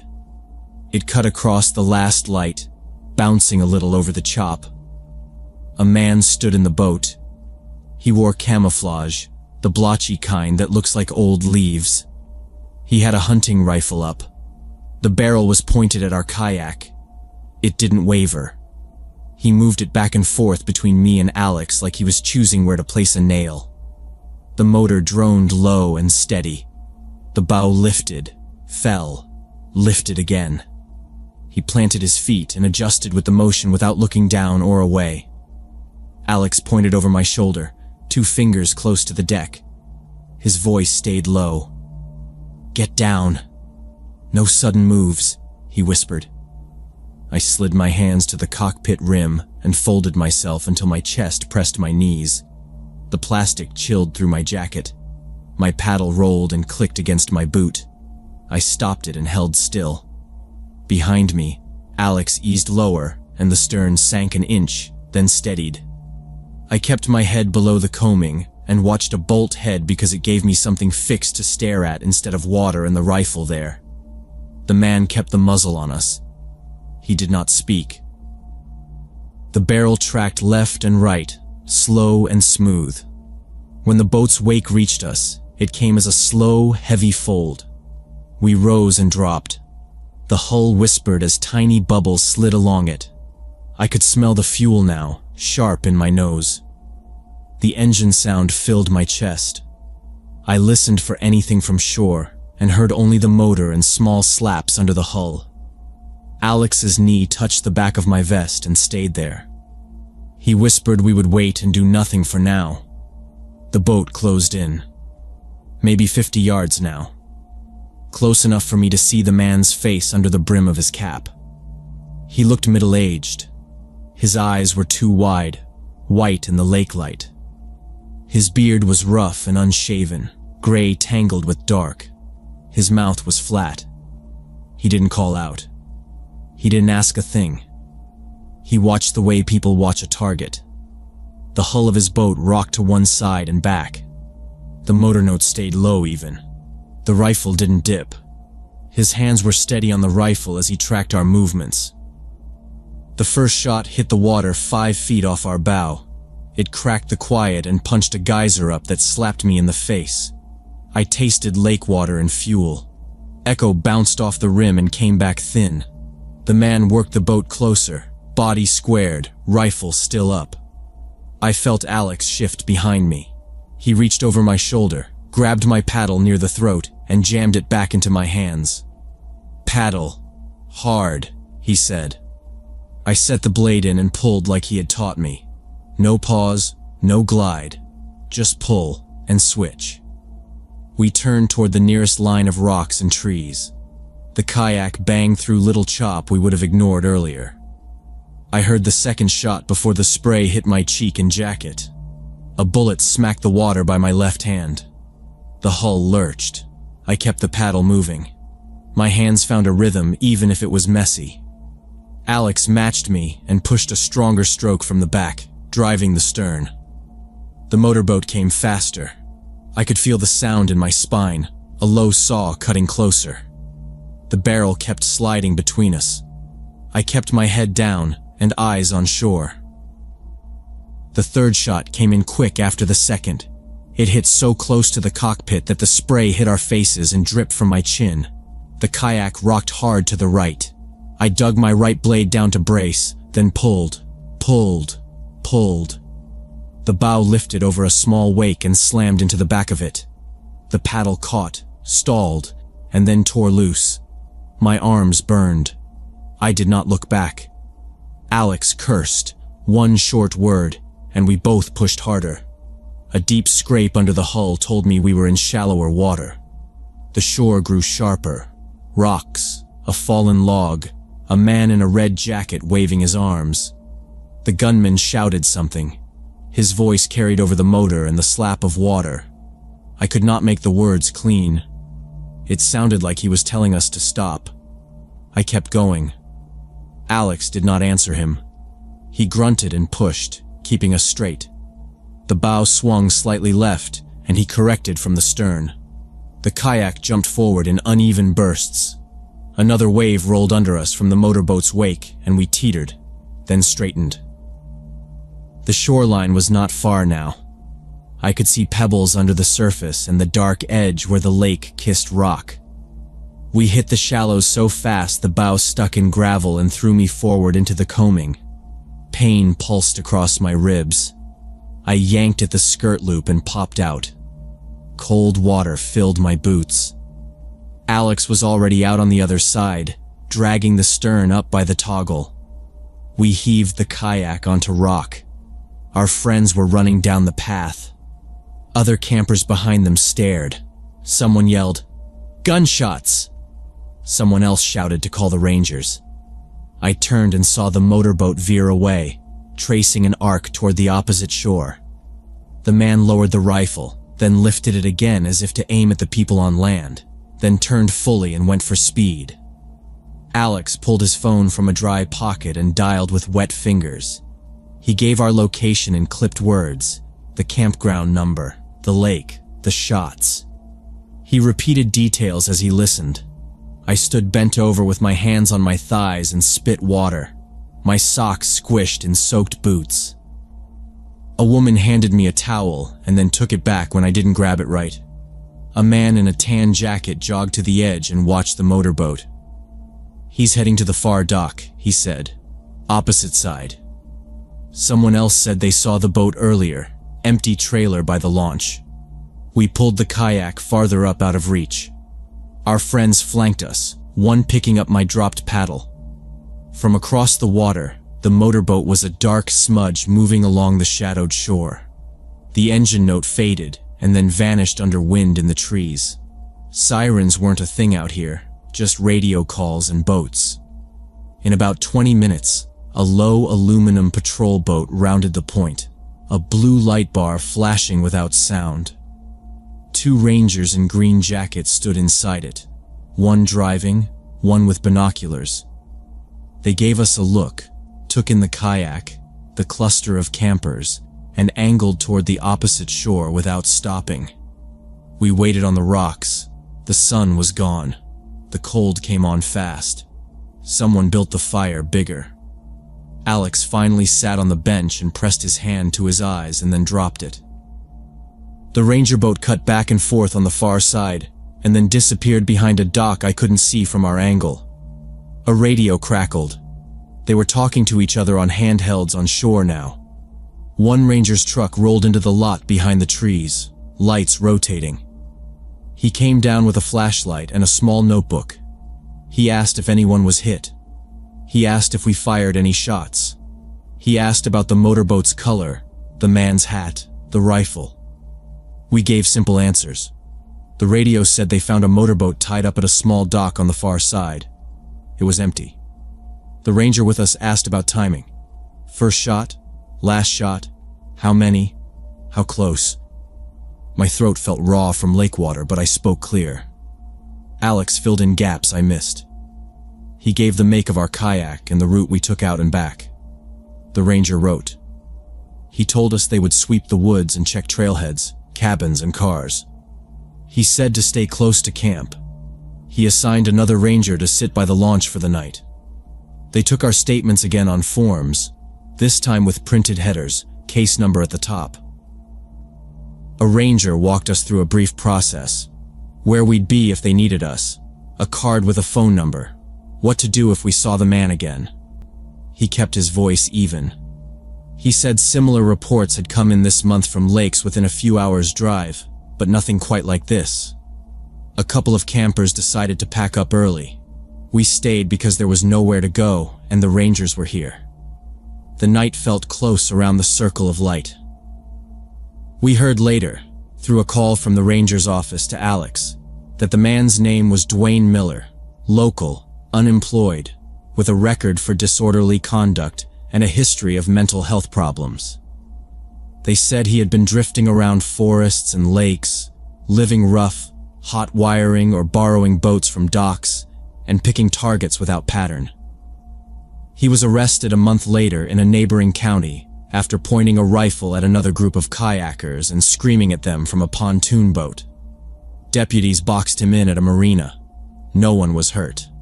He went quietly when they ordered him down.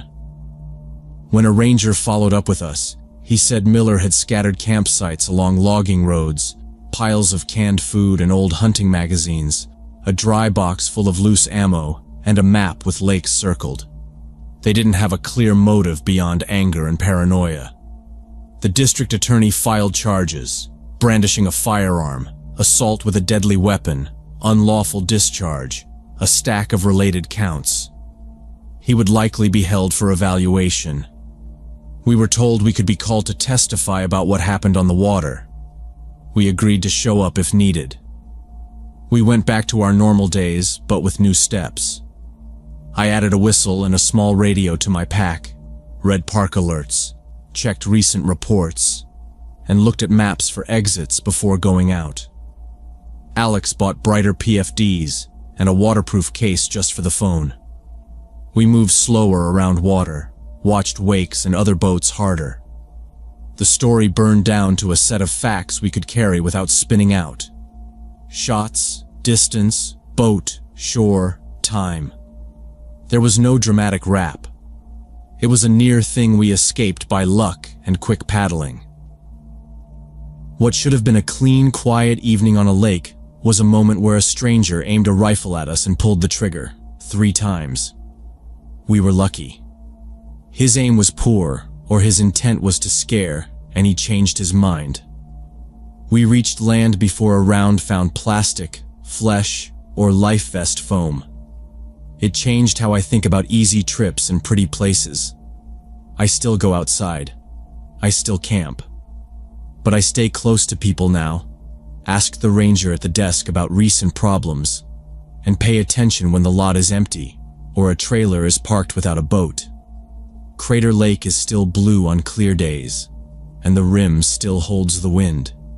It is also a place where a man in camouflage once leaned into a wake with a rifle and decided we were his target for a few minutes. That is part of my map now.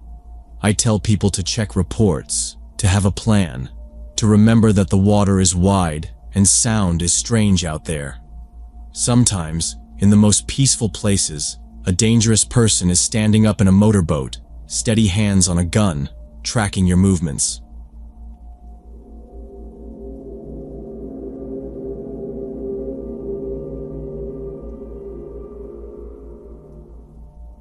I got home from Roosevelt Middle School a little after 3 p.m., same as always. The bus dropped me at the corner and I cut across the patchy grass by Mrs. Clark's fence. I let myself in, the door sticking a little like it always did, and I pushed it closed with my hip. I dropped my backpack in the hallway, right under the coat hooks, kicked off my shoes, and headed to the kitchen. I made a ham sandwich, poured a glass of milk, and sat at the table. Our kitchen window faced Maple Street. The screen was a little bent in the corner, and the view was the 3 elm trees, the cracked sidewalk, and our mailbox that leaned a bit left. While I ate, I noticed a man walking slowly along the sidewalk. He had a dark jacket and a cap. He'd take a few steps, stop, look around like he was trying to read a house number from far away, then keep going down Maple. I watched him until he moved out of the window frame, and then I went back to the sandwich, chewing slower, listening to the fridge hum and the wall clock tick. 10 minutes later, the same guy came back from the opposite direction. He didn't keep a steady pace. He drifted, stopping in front of our yard, right by the hedge where my dad's sprinkler always got stuck. He stood there longer this time, head tilted up at the windows, then at the front door. Something about it felt wrong, but not in a big way, just off. He wasn't on his phone. He didn't knock anywhere. He was looking without any plan. I swallowed the last bite and wiped my hands on a napkin. I told myself he was lost or looking for an address he couldn't find. The sun was hitting the metal numbers on houses, and maybe the glare confused him. People got turned around on Maple all the time because the street curved near the stop sign. I carried my plate to the sink and ran some water over it. The faucet squealed a little, and I turned it off fast. I stood there a second longer than normal, like I didn't want to make any noise. Then I went to the hallway, picked up my backpack, and unzipped it at the kitchen table. I laid out my math book, a pencil with bite marks, and the worksheet with the smudged header. I kept thinking about a science quiz the next day and the diagram of a cell I couldn't remember. I looked back at the window. The man wasn't there anymore. The street was empty except for a grocery bag blowing against a curb. I listened to the house breathing, the little creaks, the hot water pipes ticking as the heater cycled off. The front door was shut. The chain was folded up on its hook like always. I didn't touch it. My mom's list on the fridge said, snack, homework, lock door. I noticed it, looked away, and sharpened my pencil over the trash with the little hand crank sharpener. I wrote my name at the top of the worksheet, then stopped. The house felt bigger when I was alone. I could hear the clock from the living room and the faint hum of traffic from farther down Maple near the post office. A car door slammed somewhere and I flinched, then felt dumb. I stacked the books, deciding I'd start after one TV show to clear my head. The man was gone. The street was quiet. People got lost every day. I told myself that twice and packed up the pencil. Around 4 p.m. I moved to the living room. The carpet was thin by the couch where our dog used to scratch before he died last year. I sat on the left cushion, because the right one sagged, and grabbed the remote from the coffee table. The TV took a second to wake up. I flipped to a rerun I'd seen a dozen times. I stretched my legs, set my math book on the edge of the table, and decided I'd start the assignment when the credits rolled. The house looked normal in the afternoon light. About halfway through the episode, I heard the front door open. It wasn't a knock. It was the metal latch, a soft rub of wood on wood, and then the door easing in. I felt it in my chest before my brain caught up. My parents never came home early. If they did, they called. No call.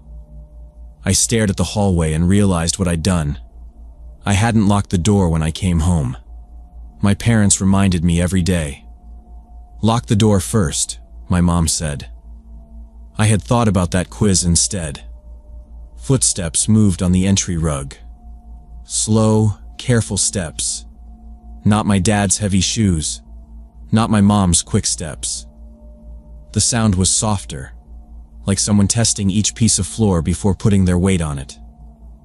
I muted the TV without thinking, thumb shaking on the remote. The voices disappeared and the house got very quiet. The hallway air felt colder than the living room. I didn't get up. I didn't say anything. I kept my eyes on the shadow line where the hall opened into the living room. The steps didn't come toward me. They stayed in the hallway, then drifted into the kitchen on my left. I knew the feel of those floors. I could map them in my head by sound. The person was close to the sink. A cabinet door opened with a little click. A drawer slid out and stopped with the wooden thud the runners always made. Another drawer. Metal moved, spoons sliding, the tin measuring cups rattling once, then going quiet. I heard the cabinet under the sink open, the plastic bin creak, the bottle of dish soap knock and roll. I stared at the math book on the table like that could anchor me. I could see the corner of the kitchen doorway from the couch, just a sliver, and the edge of our fridge with the list my mom wrote. The light in there was softer, yellow, the kind we only used in the afternoon. Another drawer slid. The junk drawer. I knew that scrape. Batteries, rubber bands, a little flashlight that barely worked, menus folded tight. The person moved slower now, not like they were nervous, but like they were sure nothing would stop them. I tried to count breaths and lost track. The only other sound was the wall clock and the tiny buzz of the TV screen with the picture frozen in silence. A cabinet by the stove opened. Pots shifted. A lid clinked against a pan and then was set down carefully. I heard a pause, like the person was thinking, then the light touch of fingers on the edges of drawers, not slamming, not fumbling, just steady and exact. One more drawer slid, the pencil drawer near the phone. The pages of the notepad flipped once. The pattern didn't change. Open, look, close. No hurry, no talking, no cough or sniff or any sound that said who it was. The footsteps were light enough that I couldn't tell the weight. Another cabinet.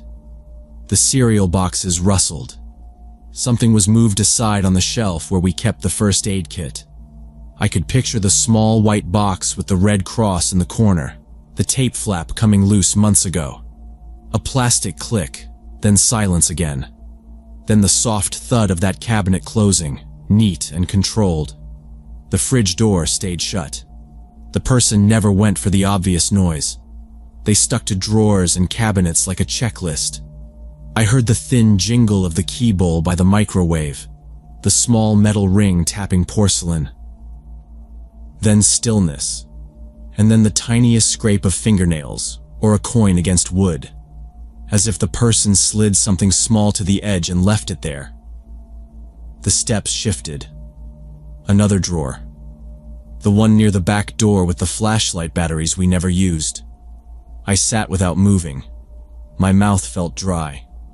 The TV image flickered and tried to make a sound, but it was on mute. The house had the careful quiet of a library, except for those little clicks and slides.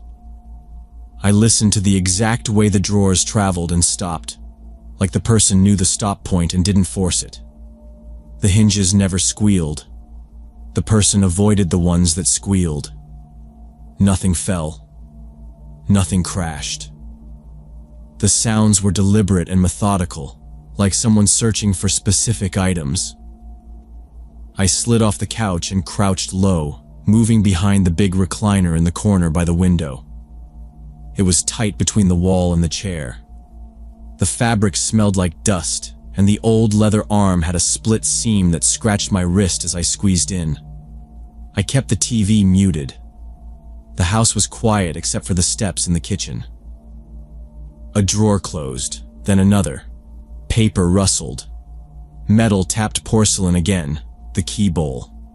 The steps shifted back into the hallway, then crossed toward my dad's study. I heard the study door push open and bump the doorstop with the small rubber head. The desk drawer slid, then the file cabinet latch clicked, and the heavy drawer rolled out. I stayed still. My knees pressed into the carpet, and the fibers imprinted on my skin. The person moved calmly. The desk chair wheels rolled a few inches, then stopped. Something thin scraped the desk surface, then a soft thud like a book being set down. I heard the cabinet doors over the printer open. A box lid cracked. The printer tray snapped shut. The study door clicked again, and the steps went back to the hallway. The dining room next. The china cabinet doors squeaked a little. The intruder slowed and eased them so the squeak didn't get loud. A fork tapped a plate. A drawer with cloth napkins slid and stopped. Chairs nudged the rug. Nothing fell. Everything was methodical. He was working the first floor in a line. Living room was closest to me. I kept my breathing even and shallow, and watched the shadow line on the carpet under the gap at the bottom of the recliner. It didn't change. The steps past the living room entry, paused, then moved on. A floorboard near the vent made a small pop when he stepped off it, the same way it always did under weight. Back to the kitchen. Another cabinet. The pantry door latch clicked and released. Boxes shifted. Plastic bags crinkled once and then were still. The faucet turned on for a second, then off, like he rinsed fingers or tested the handle. He went to the stairs. The first step has a slight groan. I heard it. Then the next step, quieter. Then up, steady, not rushing. The sound of wood changed as he reached the landing. A door upstairs opened. My room was left of the stairs. My parents' room was right. I heard my closet door rollers move on their track. Something light slid over the carpet. Then the bathroom cabinet doors thumped softly as they closed. When the upstairs floor sounds settled into that slow, careful rhythm, I moved. I slid out from behind the recliner and stayed low, palms on the carpet. I crawled to the end of the couch and paused, listening. The footsteps crossed from one bedroom to the other. A drawer opened, then another. I slipped along the coffee table, past the cold TV screen, and into the hall toward the kitchen. My socks grabbed at the carpet, and I picked my feet up higher to keep them quiet. The kitchen tile was cooler on my hands. I reached the back door. The back door has a deadbolt and a knob lock. The deadbolt was still turned to open. I wrapped my fingers around the knob and tested it. The hinge makes a small chirp if you push it too fast. I pushed slow. The door tapped the weather strip. I paused, listening for any change upstairs. The faint sound of hangers sliding in my closet kept going. I pushed the door another inch, then another, until the gap was enough for my shoulder. I squeezed into the gap and stepped onto the small back mat. The air outside was colder.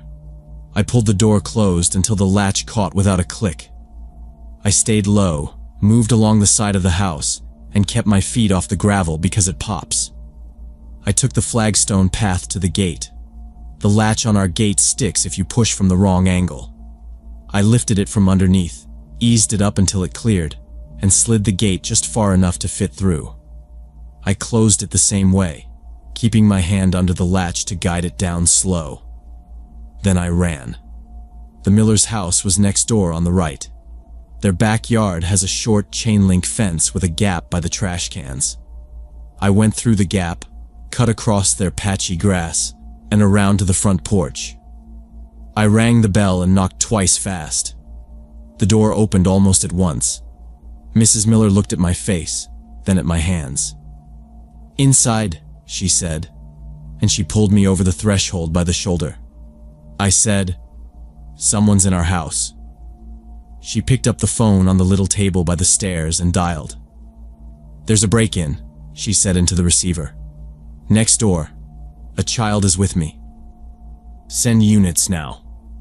She kept her hand on my arm and guided me to the front window. We stood behind the curtain and watched Maple Street. The minute hand on her clock moved once. A siren sounded far away. Another siren came from the other side. The sound grew louder and then cut off. A patrol car slid to the curb in front of our driveway. Another rolled to the corner. Blue and red lights flashed on the bare branches. Mrs. Miller said, "Stay down." I did. 2 officers moved along our walkway with hands close to their belts. One went to the front door. The other cut around the side toward the back. We waited. A third car arrived and stopped at the cross street. An officer parked at an angle and kept the engine running. The first officer at our front door tried the knob and then signaled to his partner. They fanned out, then regrouped. One spoke into his radio. Another minute passed. A fourth car came, no siren, just lights. The officers surrounded our house, but he slipped out the back before they went in. The side gate was open when they reached it. The back door was ajar with the latch still resting against the strike plate. One officer knelt and looked at the lock. Another scanned the yard and the alley. No movement. They cleared the first floor room by room, calling out short commands. Then the second floor. No one was inside. The house was quiet except for their radios and boots. They started pointing to things. In the study, the desk drawers were open a few inches, not yanked wide. The file cabinet had a few folders pulled forward, like someone checked labels. In the dining room, the china cabinet door sat barely open, and a velvet ring box was on the table where it didn't belong. In the living room, the TV's HDMI cable was coiled on the coffee table like someone started to take it, but didn't. In the kitchen, the junk drawer was sorted into neat piles on the counter. Batteries, coins, keys, old gift cards. He had searched systematically. He skipped food and went right for anything that looked like electronics or jewelry or small valuables.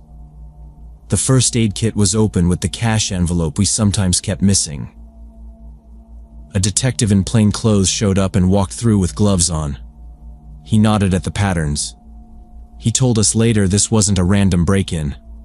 They had reports in our neighborhood earlier that week of a man walking slow, stopping, staring at doors and windows. Several addresses along Maple and the next street over had called it in. It matched what I had seen earlier out the kitchen window. He said the person was being careful and learning routines. While we stood in the Miller's front room, an officer stayed with us and kept his radio turned up. Calls came over the channel. Another unit reported a suspicious male 3 blocks south near the laundromat carrying a backpack and a small electronics bag. The description fit. Within an hour of the first cars arriving on our street, they had him stopped. Another call said he had items with serial numbers scratched on a notepad, jewelry pieces in a pouch, and a tablet case with a school sticker from a house on Oak. Those were from a different house hit earlier that afternoon. They drove him past, and even at a distance through the windshield, I recognized the shape of his cap and jacket. It was the same guy I watched from our kitchen window. The detective said later that he had been studying the neighborhood for days, checking which houses were empty between 3 and 5:30. He said the pattern was homes where teenage kids got home alone and forgot basic security. He repeated it like a warning. Lock doors, keep blinds closed, don't assume daylight is safe. My parents pulled up behind a cruiser while I was giving my statement at the Miller's dining table. The officer had a clipboard and the little boxes for time and address and description. I told him the sounds, the order of the rooms, the hinge chirp, the steps on the stairs, the way he moved the drawers just enough. My mom opened the Miller's door and froze when she saw the uniform in their hallway and me sitting there. My dad came right behind her. He looked from my face to the officer's notes to the window. He asked, "Are you hurt?" I said no. He put a hand on the table and then took it back when the officer asked him not to touch the forms. We went next door with the detective. He showed my parents where the guy had gone. The detective pointed to the study drawers and the living room cables and the kitchen counter with the piles. He said the back door should be kept locked and the gate latch fixed. He said the person left when police units arrived and probably saw the lights through the back fence gaps. He said the person had been caught 3 blocks away carrying stolen items from another house. It was the same person I saw earlier on the sidewalk. He had a long record in the system and was out of prison 2 months. The charges stacked fast. Burglary for today, breaking and entering, possession of stolen property. The detective said there would be more from the other houses that filed reports. They took my parents' statements too. An officer dusted a few surfaces and then stopped when he saw the drawer edges were clean. Whoever did it wore gloves. They logged the scene and then left us with a card and a case number. We cleaned up in short moves. My dad pushed the drawers closed. My mom checked the jewelry box and the nightstand. The small cash envelope from the first aid kit was gone, and a cheap watch from my dad's dresser was missing, but the big things were still there. My dad rechecked every lock and put a broom handle in the track of the sliding back door. He tested the gate and tied the latch with a zip tie until he could fix it right. That night, I triple-checked the deadbolt without being told. The next morning, I watched the street before leaving for school. I logged the time we left and the time we got home. I paid attention to people who walked slow and stared too long. I didn't make a scene. I just noted faces and clothes and the way they moved. I told the officer I'd call if I saw anyone matching the description again. Weeks later, we got an update from the detective. The man pled to multiple counts. He had a record that stretched back years in another county. He had been out of prison for 2 months and started working his way along streets like ours because it was quiet and the routines were predictable. The detective said he picked houses with kids because kids come home first and forget locks. He counts on that, he said. Don't give it to him. I kept that line in my head.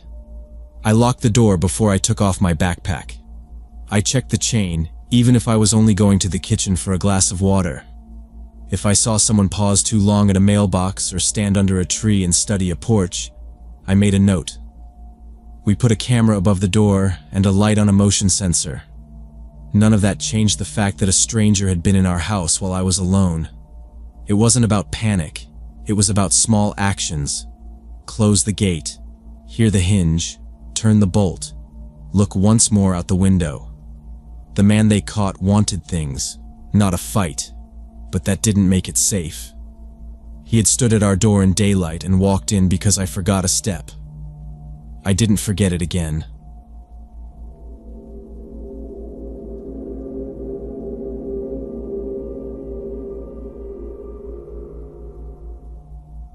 Olivia is 7, small and quiet, in a way that makes teachers lean down to hear her.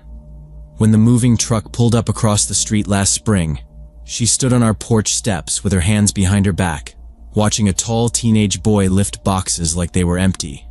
He waved at her. He walked over with a skateboard tucked under one arm and asked if she wanted to see how to kick turn. He told me his name was Justin, that he was 15, and his mom worked late. He was careful with his words. He asked if he could show Olivia a few tricks on the sidewalk where I could see. I said yes and sat on the porch rail while he adjusted her helmet strap. He checked for pebbles, traced a loose crack with his shoe, and told her to keep her knees soft. For the first time in months, she laughed. He kept the board low and slow, one hand hovered near her shoulder. He asked me if it was okay to come by on weekends.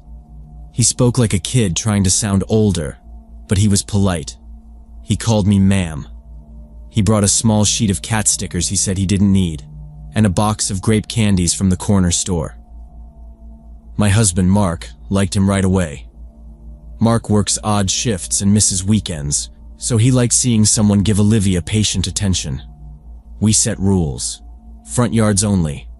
Door open if they played video games. Homework first. Justin nodded, repeated back the rules, and thanked us. He helped her with math worksheets at our kitchen table, pencil tapping a rhythm while he waited for her to answer. He handed me each sheet when they finished, corners neatly stacked. On sunny days, he chalked little targets on the sidewalk and taught her to push off, stop with her heel, and step clear before the board rolled. Those first months felt easy. Justin came by after school, stayed an hour, and always checked with me first. If I said no because of dinner or chores, he shrugged and said he'd try tomorrow. Sometimes he'd knock just to drop off a prize, a folded paper crane, a rubber ring from a vending machine. Olivia kept them in a tin by her bed. When fall came, he walked her to the bus stop on mornings with a clear umbrella big enough for two.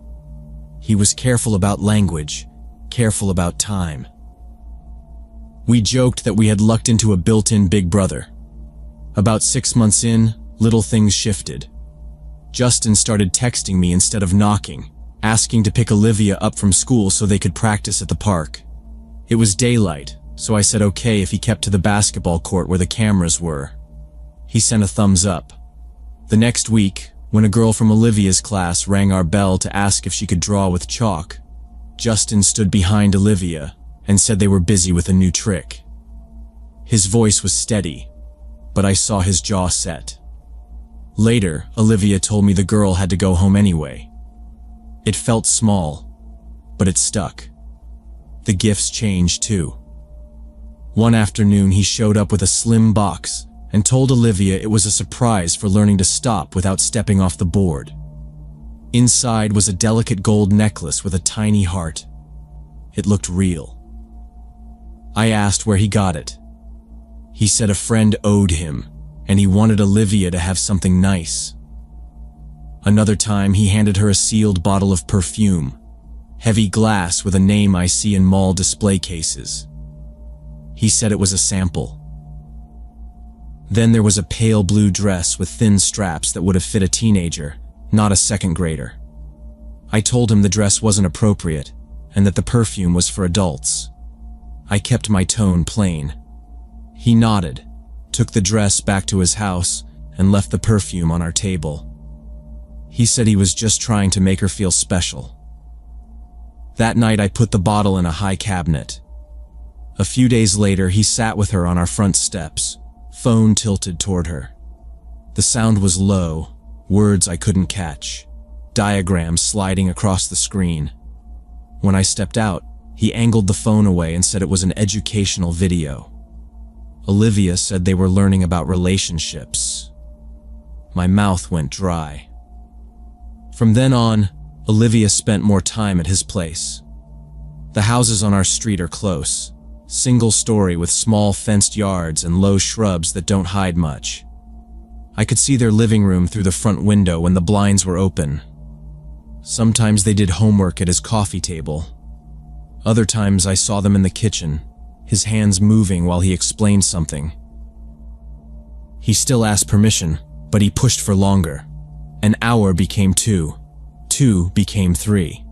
If I said she had piano, he'd ask what time she would be free the next day. Olivia started repeating little phrases he used.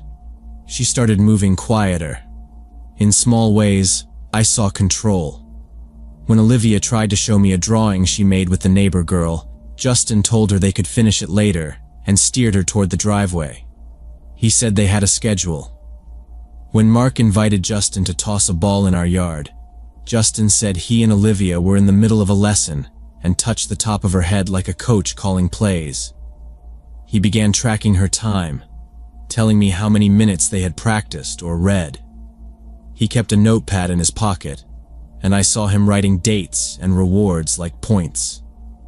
Olivia began spending more and more time at his house, often returning home with stories about things Justin had taught her. After that, small lies started to pile up. I found the gold necklace in a sock drawer when I was putting away clean clothes. Olivia said she bought it with saved allowance. She had $8 in a jar. The perfume bottle I tucked in the cabinet was back on her desk, half used, with a scarf tied around it. She said a girl at school gave it to her. I saw the pale blue dress stuffed behind her beanbag chair with the tag still on. When I asked where she wore it, she said, nowhere. Her answers came quick and flat, like she practiced them. I checked her backpack one night because it felt heavier than usual.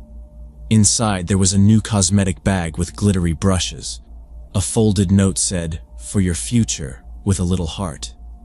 The handwriting looked like Justin's. I asked Olivia about the note. She crossed her arms and said I was always making problems. She said I didn't understand. She said I wanted her to be boring and lonely. When I told her she could only see him here, with us around, she stared at her shoes and said she had homework. 10 minutes later, I heard her window creak. I went outside and caught her in the side yard with the backpack half on. We had given her a basic phone so she could call me from the bus. I installed a monitoring app that night. It showed messages going back months. There were photos of little trinkets, hearts in the captions, and a calendar of special days. One thread made my stomach drop. He told my 7-year-old they were secretly engaged. He wrote they would run away together when she turned 14, the day after her birthday, because then, no one can stop us. He wrote about new names, a small apartment near the ocean, and a list of things to bring. He told her to keep it quiet, because people would try to break them apart. He put little locks next to his lines. The messages had rules. He told her to earn points by keeping secrets, by ignoring kids her age, by not telling me about gifts. He rewarded her with videos he called educational. He said, "A grown-up relationship means we don't need parents." He sent bus schedules. He asked for a new photo of her wearing that blue dress when no one was home. I took screenshots until my hand hurt. When Mark got home, I put the phone in his hand and stepped back. He scrolled, jaw tight, not talking. We printed everything.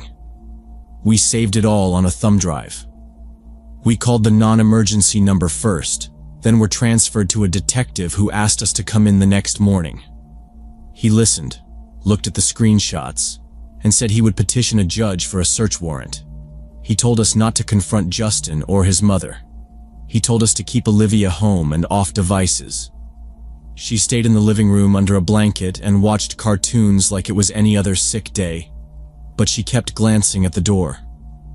My phone buzzed with Justin asking if she could come over for a quick lesson. I did not answer. 2 days later, unmarked cars rolled up quietly in the afternoon. The detective knocked on our door first, asked if Olivia was inside, and had a woman from child services sit with her at our kitchen table. Across the street, officers stood by the garage. When Justin stepped out, he was in a gray hoodie and socks, a phone in his hand. They spoke to him calmly.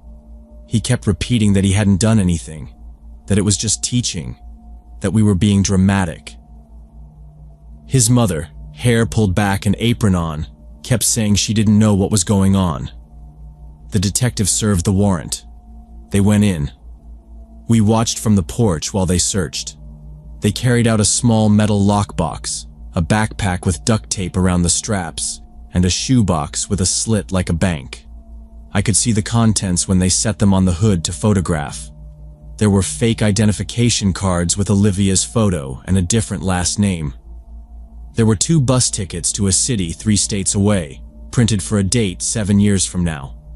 There were map printouts with circles around stations and a handwritten list that said cash, chargers, clothes, snacks. There was a stack of cash bound with rubber bands. The detective counted it out on the spot while another officer filmed. 10,000 in 20s and 50s. They found a note with engagement day plan at the top. It had times for when school let out and when Mark left for night shifts, even dates for when I usually did groceries. He had a simple schedule for how to get from our street to the bus without cameras, using alleys and a construction site. There was a wig in a plastic bag. There were printed messages, like he had been keeping a record in case his phone was taken. His handwriting was careful. In the margins he had drawn hearts and arrows. He had written, "Practice calm voice." They arrested him on the porch. As they walked him to the car, he turned his head and looked at our house. Olivia peeked through the blinds. He said nothing. The detective came back inside and asked to sit at our table. He told us this was planned over months. He said the cash likely came from saving and maybe selling items. That would be part of the larger investigation. He showed us the fake IDs. My daughter's school photo, a different name, a different birthday. He said he had enough to charge for multiple crimes. The next days were interviews and calls. They brought Olivia to a child advocate center. The room had soft chairs and a camera. She sat with a woman who spoke slowly and asked clear questions. Olivia said Justin had told her about a romantic adventure. She said he promised new names and a place with a window to the ocean. She said he told her parents wouldn't understand. She believed she had a job to keep secrets to earn the day. She spoke straight, like she was reading instructions. The detective told us later this was not the first time. In his previous town, there had been an 11-year-old girl he had spent time with. Her parents found messages and moved out fast. They didn't press charges because they said it would be messy. There was no public record, just a school note about sudden withdrawal. Without a charge, there was nothing on file when they moved here. Justin arrived with a clean slate on paper. He started over. He found Olivia because she was small, quiet, and easy to flatter with attention. The case moved through juvenile court. Justin's public defender leaned on his age, on the idea that he didn't fully understand. The prosecutor showed the box with cash, the IDs with a 7-year schedule, and the messages where he gave my daughter rules. The judge watched the videos from the search. The judge listened to the forensic interviewer's report. The decision took weeks, but in the end, the premeditation and the manipulation were obvious. He was sentenced to 8 years in juvenile detention, with mandatory psychiatric evaluation and treatment. They said he would be monitored after release. There was a no-contact order for life. He looked small when they let him out, smaller than he did on our sidewalk those first bright days. His mother cried. I did not feel relief. I wrote down the dates in a notebook because I needed something concrete to hold. Olivia started therapy with a counselor who works with kids. They met twice a week at first. The work was simple and repetitive. The counselor used drawings and clear examples. They talked about boundaries in practical terms. They practiced saying no, and practiced telling an adult when something felt off, even if it felt like a betrayal. We had to explain that older kids and adults cannot have secret plans with children. We kept the phone off except during calls with me or her dad. We set up an app that mirrored messages to us automatically. We took the window lock seriously. We changed routines so there were eyes on pickups and drop-offs. Our house changed. Doors stayed open. If someone wanted to see Olivia, they came inside where we could hear every word. We told neighbors to tell us if they saw anything strange. We told the school that any change in pickup had to be signed in person. We said yes to play dates with kids her age and stayed in the same room. Olivia went back to small things, chalk on the sidewalk, board games, reading on the couch. There was no more skateboarding on the street. I keep thinking how normal it looked at first. A friendly teenager, a quiet street, rules that made me feel like we were careful. It was not enough. Predators do not show up looking like villains. They show up with stickers and patience and schedules that feel helpful. Age gaps matter. Attention feels harmless until it is not. We learn to watch the pattern, not the smile. If you are a parent, you cannot set and forget. You need to check the phone. You need to look in the backpack. You need to listen when your kid's words sound memorized. You need to be willing to be the bad guy for a while so your kid stays safe. We trust, but we check. We let Olivia build friendships with guidance, not alone. We follow up on older kids who want to spend one-on-one time. We ask why, and we verify. I wish our lesson did not come this way, with cash and fake names in a metal box across the street. But this is how it came. We changed the locks and the routines. We stand outside during bus drop-off. We ask questions, even when it makes dinners quiet. We know now that grooming can happen in daylight, in front yards, with polite words and neat notebooks. We do not assume. We verify, all the time.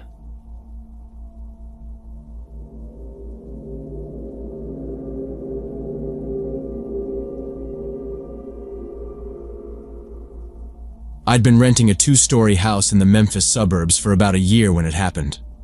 Last Tuesday night, a storm pushed hard across the neighborhood, and the gutters sounded like they were boiling. I had Netflix on in the living room, volume up enough to cover the rattle of rain. The coffee table had a half-eaten microwave dinner, the remote, and my phone face down. The porch light was on a timer. Around 10, the first knock came. It wasn't a polite tap. It was 5 or 6 heavy blows, spaced like a warning.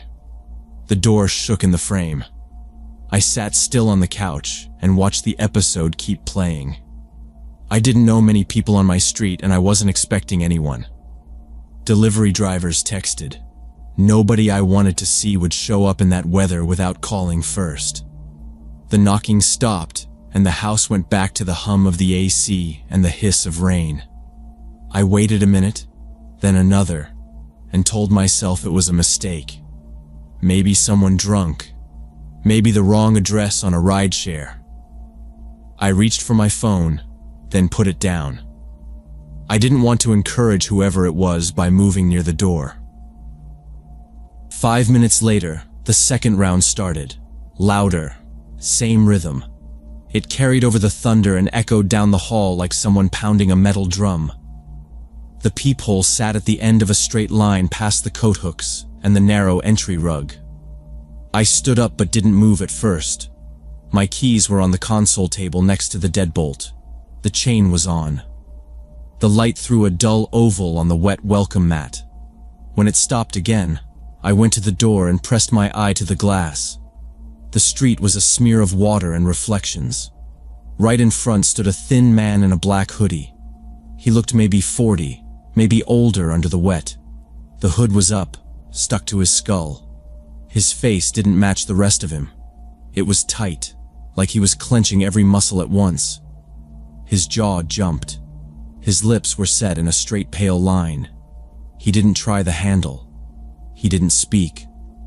Rain poured off the bill of his hood, ran down his cheekbones, and dripped off his chin. He kept his head tilted just enough that I was sure he was staring straight at the peephole. The porch light made his eyes look like glass. I couldn't read anything there. No panic. No stumble. Just a fixed focus that made my scalp prickle. I stepped back from the door until my shoulder touched the coat hooks. I didn't want the floor to creak. The TV kept playing, and dumb behind me. A thin water line crept under the threshold from where the rain blew sideways. It formed a dark crescent on the wood. I stayed very still and counted to 30. The knocking didn't come back right away. When it did, the blows landed faster and harder, like someone trying to keep time. The deadbolt rattled. A picture frame trembled and ticked against the drywall. I breathed through my nose and stared at the peephole from 3 feet away. I didn't look again. I didn't want him to think I was moving toward the lock. I waited it out because I didn't see any better option. Eventually, the pounding stopped. I stood there until the quiet stretched so long it got heavy. The rain kept at it. I checked the hour on the TV and saw 10:23. I stayed downstairs another 10 minutes with the hall light off, listening for footsteps in the gravel or glass flexing in a window. Nothing new happened. The air felt cooler where the water had slid in, so I wiped the threshold with a towel and pushed a rug against the crack. I brushed my teeth in the half bath so I didn't have to pass the front door again. The storm moved in bursts, then went quiet, then hit the siding like a bag of nails. I turned off the living room TV, locked the back door, checked the sliding handle twice, and took the stairs up slow, one hand on the rail so it wouldn't groan. The house had that empty sound where you hear your own steps die out. At the top, I paused and listened again. There was only the roof noise and the far rumble that shakes the panes after each flash. I kept the light low. My bedroom sits over the living room and faces the street. The blinds are the thin white slats from the hardware store, and they never fully close at the edges. The sill has a hairline crack from last winter's cold. I always mean to fix it and never do. I changed into a t-shirt and sweatpants and tossed my damp socks in the hamper. The clock on my nightstand showed 11:14. I checked my phone and saw a spam text and an email from work about tomorrow's meeting. I set an alarm and put the phone on the charger. In the bathroom, the fan buzzed and the light put a dull ring on the tile. I kept it quick. No floss. I wanted to be done with the night. Back by the bed, I glanced toward the window out of habit. The blinds were tilted halfway down. Between two slats, I saw a dark shape that wasn't part of the tree line across the street. I leaned a little to get a clean angle. The same man in the black hoodie stood in the middle of my lawn. He was centered on the wet grass, like he had paced it out and found the exact middle. The rain pounded his shoulders and streamed off him, but he didn't move. He was staring up at my window. He faced my house. Not the street. Not the sidewalk. Me. His head was tilted back, eyes on my window. His arms hung straight down at his sides like he didn't know what hands were for. The way he held himself was wrong, like a statue someone had carried out and set down. No sway, no shift of weight, no adjustment to the water running into his shoes. The wind pushed sheets of rain sideways, and he didn't blink. I watched him long enough to count 3 slow breaths. I didn't want to step closer to the glass. I didn't want my shadow moving on the blinds. The streetlight at the corner made a faint halo on the brim of his hood. His mouth wasn't moving. His chest wasn't obvious. There was only that stare pinned to one spot, like a level bubble holding dead center. The sight made my stomach drop because everything about how he stood said trouble. There wasn't a reason for a stranger to choose my yard and fix on my window at that hour in that weather. I ran quick checks in my head. Doors locked, back gate latched, garage closed. The answers didn't help. My heart rate kicked. I stepped to the cord and twisted my wrist. I quickly closed the blinds and tried to convince myself he'd be gone soon. I couldn't sleep after I closed the blinds. I left the bedroom light off and sat on the edge of the bed, listening to the storm push against the siding. The house clicked as it cooled. Every 20 minutes I stood up and bent one slat with a finger to check the lawn. He was still there. Same spot. Head tilted up. Water running off his hood. Arms down. No umbrella. No sign he felt the cold or the wet. I counted to 30 and let the slat fall back. At midnight, I checked again. No change. A gust pushed the rain sideways and made the streetlight wobble. He didn't react. Around 1, the wind calmed and the rain turned steady, like a hose. I looked again. He was a dark line on pale grass. My upstairs light made a faint reflection in his eyes. I didn't like that I could see the white from across the yard. I went to the hall for a minute, then came back and checked through a different gap in the blinds. Same posture, like he was measured and set. By 2, I stood in the bathroom with the fan off so I could listen. No voices, no cars, no footsteps, just rain. I thought about calling the police then. My phone was on the nightstand with the non-emergency number saved from when I moved in. I picked it up, set it down, picked it up again. I wasn't sure what I would even say. A man is standing outside. He isn't breaking anything. He isn't yelling. I wasn't sure if someone standing on a public sidewalk counted as a crime. I told myself I would call if he came to the door again. Around 3, I looked again. The street was empty except for him and a trash bin 2 houses down that had blown into the gutter. He had not moved. I tried to see smoke, but the rain made it impossible. I laid down and set another alarm for 5. I didn't sleep. I just stared at the ceiling and tracked the minutes. At 5, I checked, and he was still there. The grass around him looked darker and matted, even from upstairs. The storm started to lighten at the edges.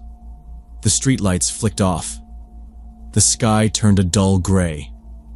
At 6, the birds started under the eaves. At 6:30, the first car went by, slow, tires cutting wakes in the water. He didn't look at it. I watched the car brake at the stop sign and move on. When my alarm went off at 7, I went straight to the window and opened the blinds halfway. The lawn was empty. Water stood in shallow puddles. The middle section looked chewed up. On the patch where he had been, pale ends dotted the grass. Several cigarette butts had washed together in a small drift beside the walkway. The line where his boots had pressed into the yard made a rough oval. The grass there looked torn and laid flat. I got dressed and went downstairs. The front door had a faint water stain under the weather strip from last night. I unlocked it and stepped out. The air smelled like wet asphalt and smoke. Up close, the marks were clear. Boot prints in the mud pointed toward the middle of the yard and overlapped a dozen times. They were less clear near the edges, like he had shifted his feet but never stepped far. The grass was churned into a thin paste under the treads.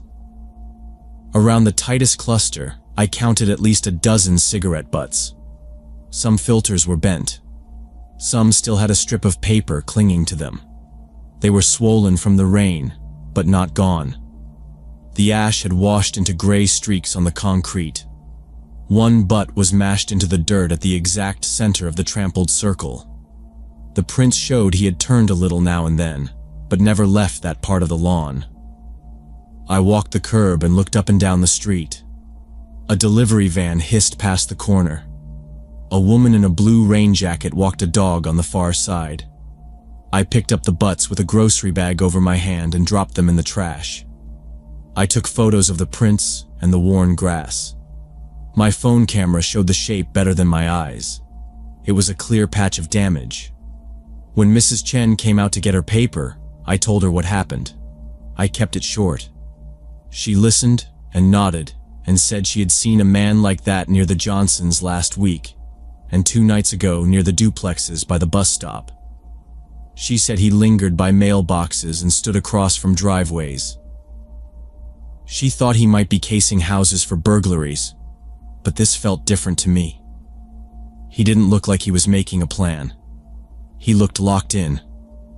I went back inside and checked the windows and doors again. I tested each latch. I tested the sliding door bar. I checked the garage side door and the back gate. Then I ordered a small security camera online for same-day delivery. In the afternoon, I mounted it above the porch, pointed at the front yard. I ran the cable along the trim and stapled the slack. I paired it to my phone and set motion alerts for the whole view. I called the non-emergency police line and told the dispatcher what I had seen, the timeline, the prints, and the cigarettes. She took my information, said a patrol car would pass more often overnight, and that without more concrete evidence of a threat, there wasn't much they could do. She suggested I save the photos and any footage, and to call back if he returned. I wrote the report number on a sticky note and put it by the door. That night, I left the porch light on and kept the blinds tilted down. I watched the camera feed on my phone every hour until midnight. Nothing. Just a wet yard and that section of flattened grass. I slept in short blocks and woke to check the feed again. Nothing moved except the neighbor's cat at 3:10.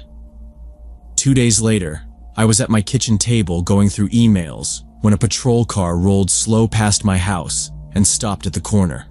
The camera caught it first. I stepped to the window. A second car turned onto the street and parked behind the first. They sat there for a minute, then both pulled away. 10 minutes after that, the non-emergency number called me back. The officer asked if I could come down to the substation to look at a photo lineup.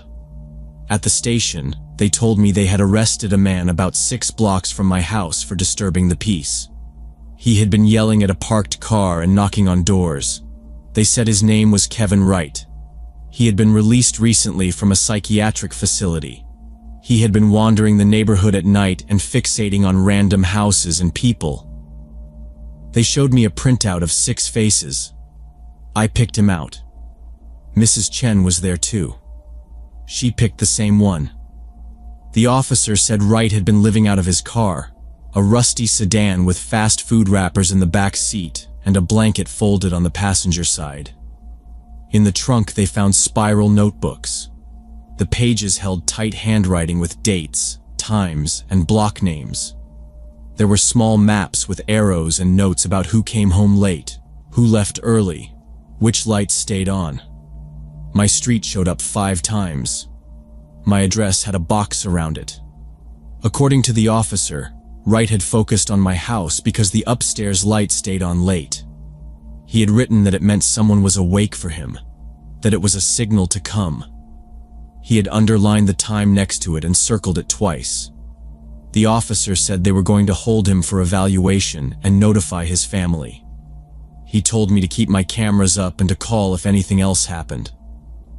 I went home and stood in the doorway and looked at the yard. The grass was starting to stand up again, but the circle still showed as a lighter patch. I opened the camera app and scrolled through the clips. I watched the empty yard at 2 a.m., the cat at 3:10, the patrol car at 9:06. I changed the batteries in the sensor and checked the screws on the mount. I locked the door and checked it again. I'm just grateful he never tried to actually break in, but I still check that security camera feed every morning. It's unsettling to know that someone can develop an obsession with you for absolutely no reason at all.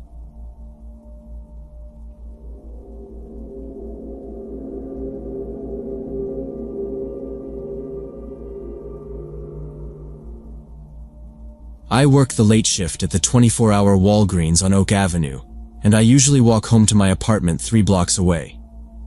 Last Thursday, my shift ended at 11:30 p.m. I forgot to check the weather, so I didn't bring an umbrella. When I stepped outside, the rain was heavy and cold. It slapped my cheeks and soaked my sleeves in seconds. I tucked my chin, zipped my jacket, and started a quick walk. The strip of stores on Oak was dark and closed. A neon pharmacy cross blinked in the window behind me. My breath came out in short white puffs and vanished in the wet air. The sidewalk was shiny and slick. Water pushed along the curb like it had somewhere important to go. My sneakers were wet inside and squeaked. Halfway home, I realized someone was walking behind me. I didn't see him at first because the rain made this constant noise, like static, and I was busy watching for deep puddles. But I caught a shape in the glass of a bus shelter. When I sped up at the corner, the steps behind me sped up too. When I slowed to avoid a puddle, the steps slowed. Cold water slipped down the back of my collar and settled between shoulder blades and made me flinch. I told myself it was nothing. It was late. People still move around in the rain. I kept my pace and turned left onto Park Street.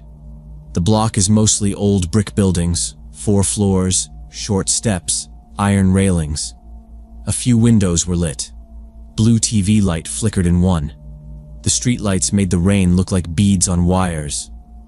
My building has a small green awning over the entrance and a metal door with a narrow glass pane. I stopped under the overhang and shook my arms to get some water off. The awning didn't help much. Water kept dripping from the edge onto the rubber mat. I reached for my keys. That is when I heard footsteps right behind me, close now, not out on the sidewalk. I turned. A man in a black jacket stood near the door, hood up, face shadowed. The jacket was shiny with rain. No umbrella. No bag. He was quiet. He didn't look away or smile. He just stayed there, like he was waiting for me to move first. The rain sounds bounced off the brick, so it was the only noise between us. I picked the brass key for the main entrance from the ring. My fingers were cold and the key slipped once. It scraped the plate and then went in. The lock turned with a dull click. I pushed the door and stepped into the small lobby. The smell was wet carpet and old cleaner. Behind me, the door started to shut on its closer. I paused and caught it with my palm. I held it open after a short hesitation, assuming he lived here too. He moved to follow me in without a word and without meeting my eyes.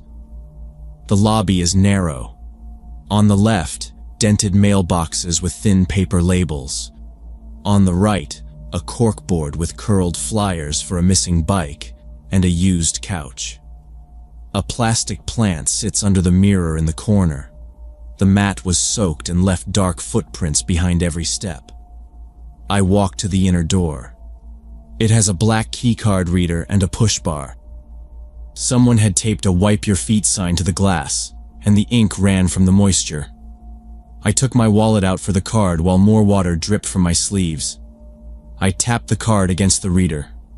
It gave a small beep and a green light. The lock clicked. The inner door is heavy and stiff.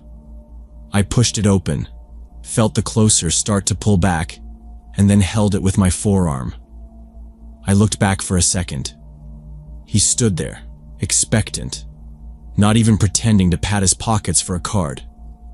He waited for me to hold it. He still didn't say thanks. Something about the silence bothered me, but I was wet and tired and just wanted to get upstairs. I let him through again. We entered the main hallway. The air was cooler from the building's AC. Fluorescent lights hummed above us. Water ticked off both of us onto the pale tiles. My apartment is on the 3rd floor. The elevator and the stairwell are down the hall, then around a turn. I kept my keys in my hand. I could feel the raised dots on the plastic card with my thumb. I thought about dry socks and a towel by the heater. The man stayed behind me at the same distance, not far, not near, steady. We walked past the fire extinguisher cabinet with cracked glass and the framed pest control schedule. A faded exit plan hung a little crooked by the corner. A leak had stained one ceiling tile brown near the turn. I could hear the elevator machinery somewhere, a faint metal whine, and a relay click behind a wall when somebody on another floor pushed a button. No doors opened, no voices, no TVs, no music. Just the soft noise of our wet shoes and the low drone of the air system. Somewhere a pipe ticked in the walls, a slow drip that counted off the empty hallway at night. I rounded the corner. The key card was still in my hand. My backpack strap dug into my shoulder. I adjusted my grip so the card wouldn't slip to the floor. In the reflection on a glass frame, I saw his hood and part of his cheek, but not his eyes. No phone in his hands, no groceries, no packages. I reminded myself people forget their cards or hold the door for each other here all the time. He didn't change his pace. He stayed close behind me as we walked toward the elevator bank. The elevator button glowed dim red when I pressed it. Water ran off my sleeves and formed a small puddle by my shoes. He stood at my shoulder, not touching, not speaking. The doors opened, and we both stepped in. The air inside smelled like damp metal and rubber. I hit 3. He didn't press anything. He moved to the back corner and faced me while the doors slid shut. The car hummed and climbed. I watched the numbers change above the door because I didn't want to look at him. My jacket dripped onto the floor. 1, 2. I could feel his eyes on my hands and my keys. I kept the key card between my fingers and my other keys in a fist so they didn't clack. The light from the ceiling buzzed. No music, no voice, just the steady sound of the motor and our breathing. When the doors opened on 3, I stepped out first. The hallway was quiet and smelled like dust and detergent. Beige carpet, low ceiling, the same framed fire escape map halfway down. I walked left, My unit, 3B, is toward the end near the stairwell door. My wet shoes left marks on the carpet. I didn't hear anyone else on the floor. I slowed at my door and got the right key ready. I turned it and felt the latch pull back. I glanced over my shoulder to see where he would go. He hadn't picked a direction. He stood in the middle of the hall, 10 feet away, hood still up, still watching. He didn't pretend to look at another door or check his pockets. He just stood there. I slid inside my apartment and pulled the door closed. I should have locked it right then. My head was on getting out of the wet clothes and warming up. I set my keys and wallet on the little dish by the entry table. I kicked off my soaked sneakers and left them on the mat. My living room was dark. The blinds were shut, the TV off. I went straight down the short hallway to my bedroom. In the bedroom, I turned on the lamp and stripped out of my wet jeans and sweatshirt. I threw them in a pile by the hamper and pulled on dry pajama pants and a long-sleeve shirt. My socks were soggy and clung to my feet. I peeled them off and rubbed my feet with a towel I kept on the chair. The apartment was quiet except for the building heat clicking in the wall and a car passing outside. I reached for a fresh pair of socks in the drawer. That was when I heard my front door open and close. The sound was clear in the small apartment. A short creak from the hinges, then the latch settling. I didn't move for a second. I had left it unlocked. Footsteps came next. Not cautious, not rushing, just steady. The floorboards in the living room have a slight give, and I could feel it through the bedroom floor. A drawer slid, then another. Cabinet doors knocked shut. I picked up my phone from the nightstand, went to the bedroom door, and turned the lock. It's a simple push button. I pressed it until I felt it click. Then I backed up to the corner and dialed 911. I spoke low and close to the phone so the sound wouldn't carry. 911, what is your emergency? Someone is in my apartment, I said. I'm locked in my bedroom, 3rd floor, Park Street. I'm alone. Stay on the line. Officers are on the way. Do you hear them now? Yes, I whispered. A drawer slid open in the living room again. A dull thunk like he set something down. Paper rustled. He opened the TV stand doors. I could picture the stack of manuals falling sideways. My coat rack tapped the wall once. He moved into the kitchen. I heard the silverware tray rattle. A cabinet door. The fridge door opened and closed. Plastic containers shifted. The dispatcher kept me calm with short questions. What is your name? Are you injured? Is there anyone else with you? I answered quick. No extra words. I kept my ear toward the door. The footsteps came back to the hall. He paused by the bathroom. The fan stayed off, so I could hear the cabinet door under the sink. The mirror clacked as it moved on its bracket. Something small clicked against porcelain, maybe the toothbrush cup. He wasn't running. He wasn't talking. He was just checking everything in reach. Officers are 3 minutes out, the dispatcher said. Do not leave the room. Keep the door locked. I kept my hand around the knob anyway. I heard my closet door in the living room roll on its track. The sliding door sticks unless you lift it a little. He must have found that because it made the same scraping sound it always makes. Hangers shifted. A box thumped. He reached the short hall by my bedroom and bathroom. His steps were close now. He didn't try my bedroom handle. He opened the bathroom door, then the small linen closet.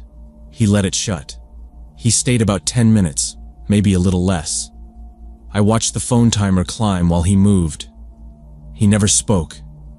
He didn't bang or force anything. He treated it like he had time.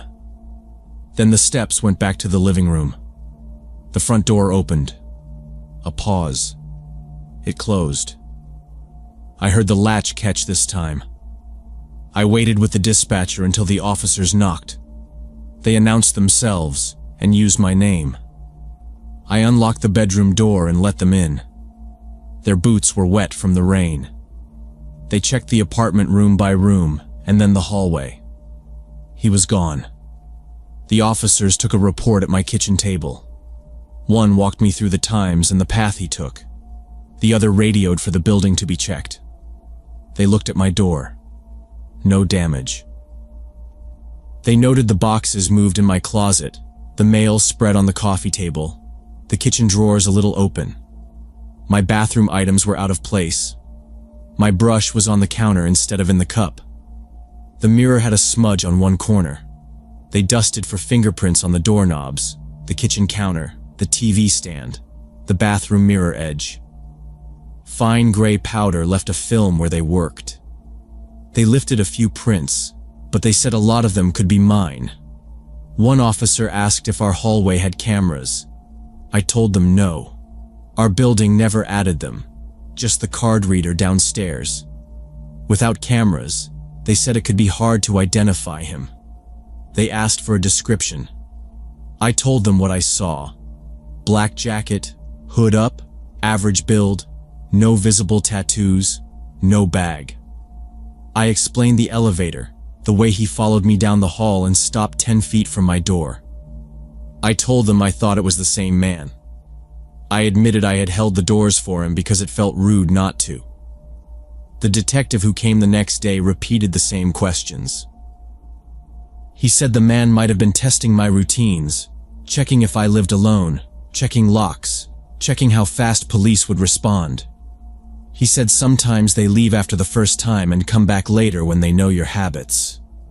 He told me to change my locks, add a bar to the door, and never let anyone in unless I knew them. He was direct about it. "Do not hold the door," he said. "It's not worth it." I bought a new deadbolt and a door chain that afternoon. I put a piece of tape over the peephole so I could see if it moved. I changed my walk home to a different street and carried my umbrella even when the sky was clear. I kept a chair braced under the handle at night for a while, but I didn't sleep much. Every small sound in the building made me listen and wait. I told my landlord I wanted out. I didn't argue about the fee. I packed my clothes and small stuff in 3 trips. I kept the boxes stacked in the living room and carried them down in the daylight. My dad brought his pickup, and we loaded it in one go. I turned in my keys and didn't look down the hallway when I left. I moved back in with my parents across town. The case never went anywhere that I heard. The prints didn't match anything obvious. There were no cameras to pull. I stopped closing at Walgreens for a while and traded shifts. I added a chain to my parents' door and watched the driveway at night. If someone came to the building door when I visited, I didn't touch it. I learned to trust the first warning signs. Silence is an answer. A stranger who expects access will expect more later. The whole thing happened fast. It was just a walk home in the rain, a door held open, a simple mistake with the lock. It was enough. Sometimes what seems like normal courtesy puts you in danger. I keep that in mind now. And I keep my doors locked.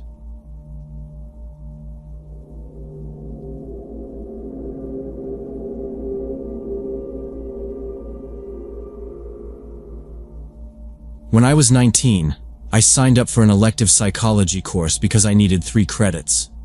The room had buzzing lights and plastic chairs. On the first day, the professor paired us for practical exercises. I got matched with a quiet guy named Connor. He sat down across from me and stared. He didn't say a single word during the 2-hour class. We were supposed to trade basic details and fill a short worksheet. I asked him simple questions and kept my voice light. He never answered. His pen stayed capped, his knee bounced, his eyes stayed on me. I told myself he was shy. I wrote our answers myself so we wouldn't fall behind. The professor drifted past twice and didn't notice a problem. When class ended, I said, "See you next week." He stared like he wanted to reply, then looked away. I walked back to my dorm, took the stairs, and unlocked my room. The hall smelled like cleaner. I opened my laptop and phone to check messages before dinner. Notifications filled both screens. 12 new messages across different apps, all from Connor. They came within minutes of each other, timestamps stacked, 2:11, 2:12, 2:13. Campus email, Instagram, Facebook, Snapchat, even an account I hadn't used in years. Each asked the same things: coffee, study, hang out. One had a smiley face and hearts. I hadn't told him any usernames. I typed a short reply on email. I said I was busy this week and wished him a good semester. I left the other messages unread. I figured he was overeager and nervous about the assignment. I shut my laptop and went to brush my teeth. I politely declined his invitations and figured that would be the end of it. But the next week he started showing up after my lectures. After sociology, he stood by the vending machines, watching me leave. After psychology, he was near the exit, eyes locked on the door. He didn't speak. He didn't smile. By Thursday, I changed stairs and doors. He adjusted every time. Sometimes he followed a few steps behind and then stopped. Sometimes I turned a corner and he was already there, leaning on a rail like he had arrived early. I kept walking and looked straight ahead. Notes began sliding under my dorm room door. The paper came from a small spiral pad. The handwriting was neat, rounded. He wrote about my hair, my shoes, my laugh when I answered a question. He drew hearts and signed his name. One note said, "We are meant to be together." Another listed my best qualities, line by line, like he was writing a report. I stacked the papers on my desk and locked my door. The next day, 2 more notes were waiting when I got back from lab. My floor was quiet when I bent to pick them up. He also started calling. First one number, then another, then another. 30 to 40 calls a day.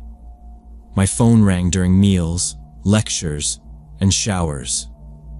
I set it to vibrate and put it face down.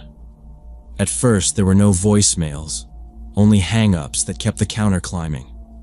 When I stopped answering altogether, the voicemails started. He described what I was wearing that day, down to small details.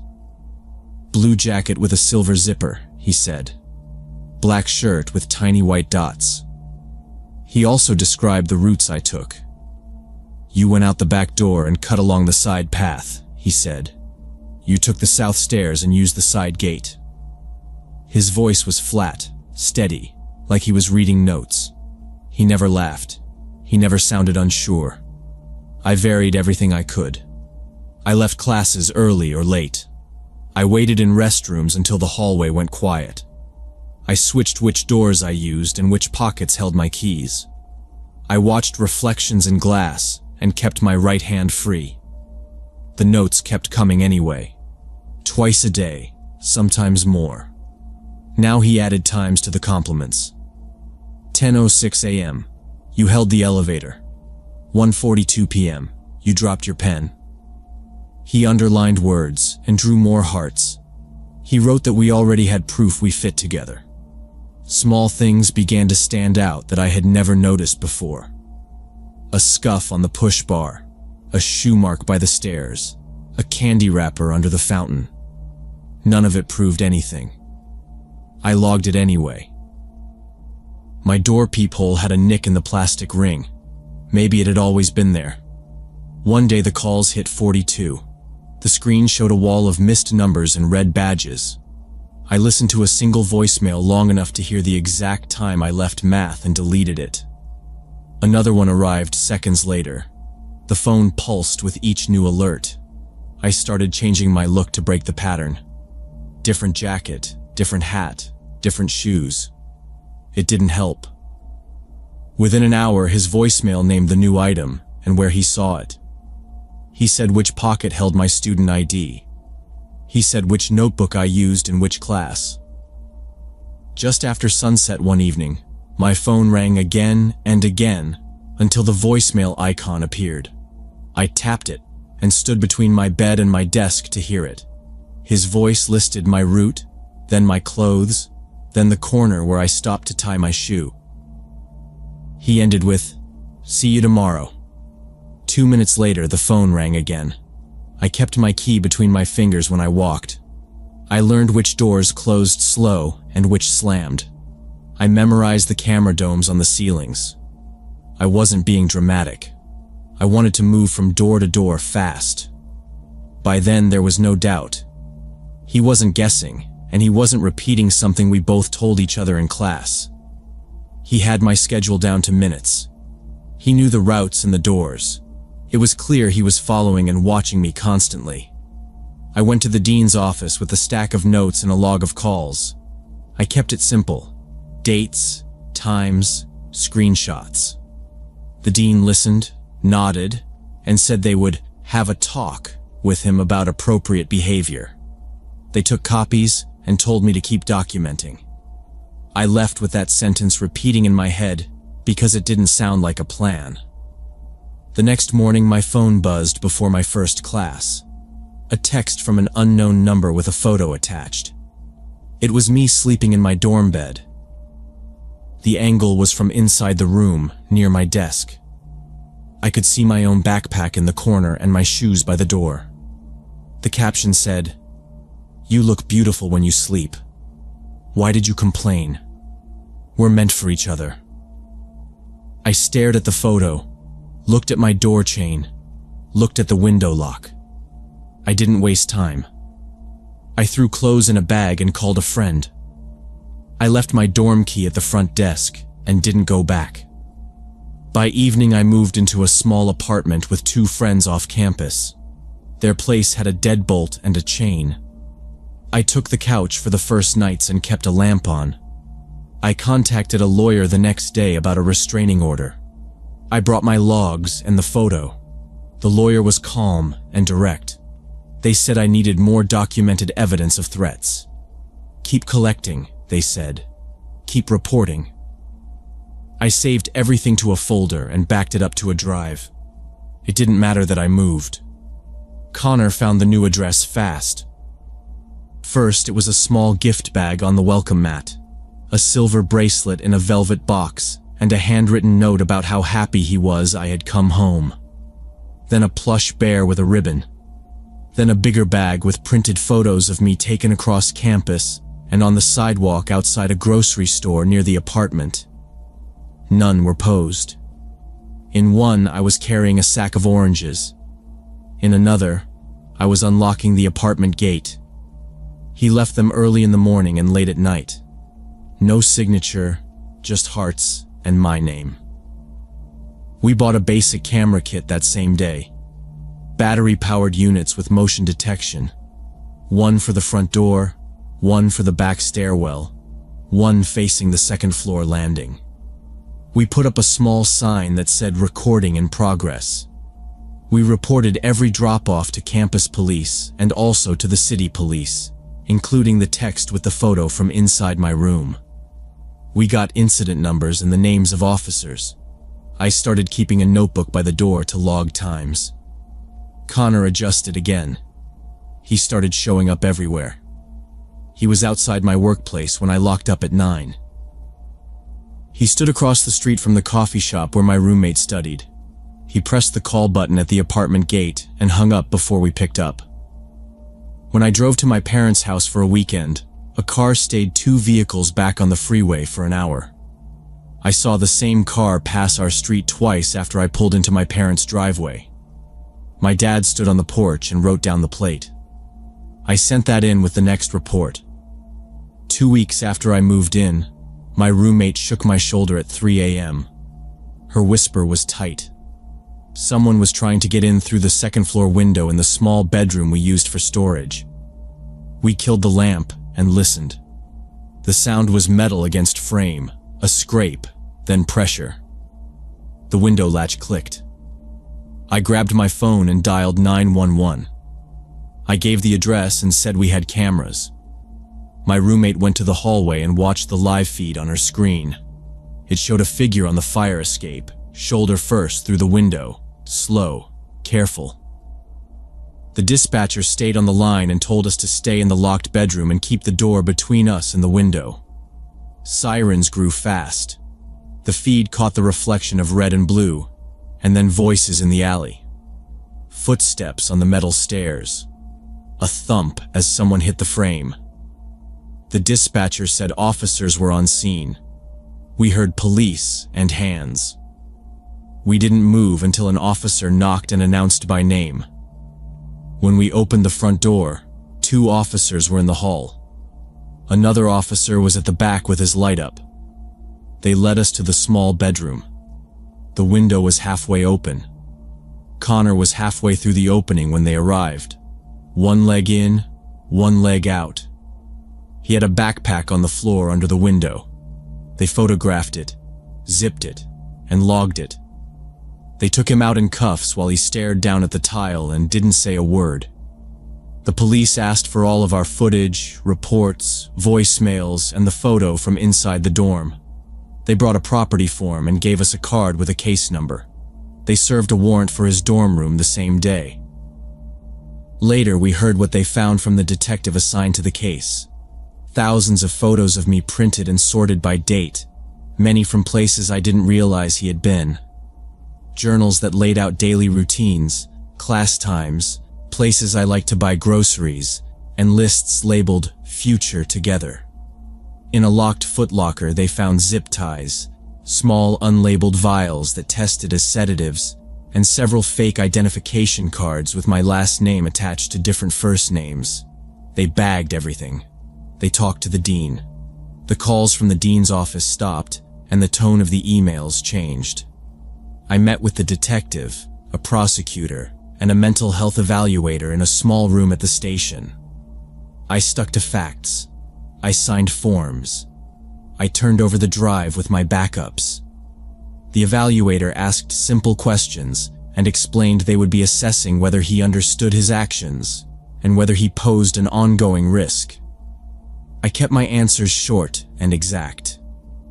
The psychiatric evaluation came back with words I had never heard before. Erotomania. They said it was a delusional disorder where a person believes someone else is in love with them even when it is clear they are not. They said his journals and interviews showed he believed my smile on the first day of class, and my polite tone meant we were already bonded. They said the photos and messages were his way of getting to know me for a relationship he felt was real. He didn't see his behavior as stalking. He saw it as proof. There was a hearing. I sat behind a short wooden rail. He came in with deputies and stared at the table in front of him. I didn't look at him. The prosecutor laid out what happened. The surveillance, the entries to my dorm, the window, the backpack, the footlocker. The evaluator gave the diagnosis and the assessment about risk and capacity. The judge ordered psychiatric treatment in a secure facility. The order prohibited any contact with me, my family, my roommates, or my workplace, and barred him from campus and the surrounding area. They served copies to the university and to city police. I stayed with my friends through the end of the semester, but I did not relax. I didn't go back to the dorms. I kept the cameras up and checked them every morning. I used different routes and varied my routine even though he was in custody. I wrote final exams and then packed everything again. I transferred to a different university the next semester. It wasn't dramatic. I filed the forms. I got a new student ID. I learned the path to a different library. I forwarded the protective order to the new campus police. I memorized the location of the nightly escort office. I kept the folder of evidence in a drawer and left it there. I wish I could say the system moved fast, but it only moved after the window. Every email before that felt like a copy of a copy, like no one wanted to make a decision. People told me to document, to wait, to see if it got worse. It did. I think about that first pairing in class sometimes when I open a notebook. A normal assignment turned into a months-long safety plan. It taught me that random class pairings can turn dangerous, and that institutions often don't take stalking seriously until it escalates to attempted kidnapping.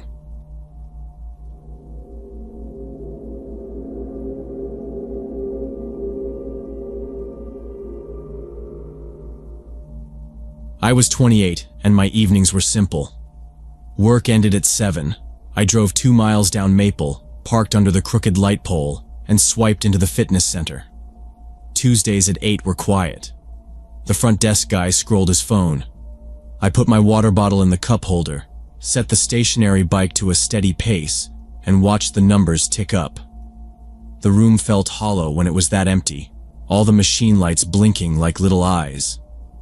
About 5 minutes in, a man walked in and crossed the empty row of bikes. There were at least 15 open machines, but he chose the one directly next to mine. He didn't say hello. He set a towel across the handlebars and sat, his knee almost brushing the metal of my machine. I saw him in the mirrored wall ahead, our reflections stacked. He pedaled so slow the sensor kept pausing his timer. I tried to focus on cadence and breathing. The ceiling fans hummed. Every time I lifted my eyes to the mirror to check posture, his were already there. He wasn't watching TV. He wasn't on his phone. He just looked at me, steady and flat, like he was checking a level bubble. His feet made lazy half circles. He kept dabbing at his forehead with the towel without breaking a sweat. The minutes felt slow. When I shifted position, he shifted too, like he wanted our frames to line up in the glass. If I adjusted resistance, he moved his hand the same way, but his dial never changed. Once he leaned forward so far, his shoulder almost crossed into my space, staring through me into the mirror. I finished my program and cooled down. I wiped the bike, clipped my bottle onto my bag strap, and walked to the weight section. The mirrors there ran floor to ceiling.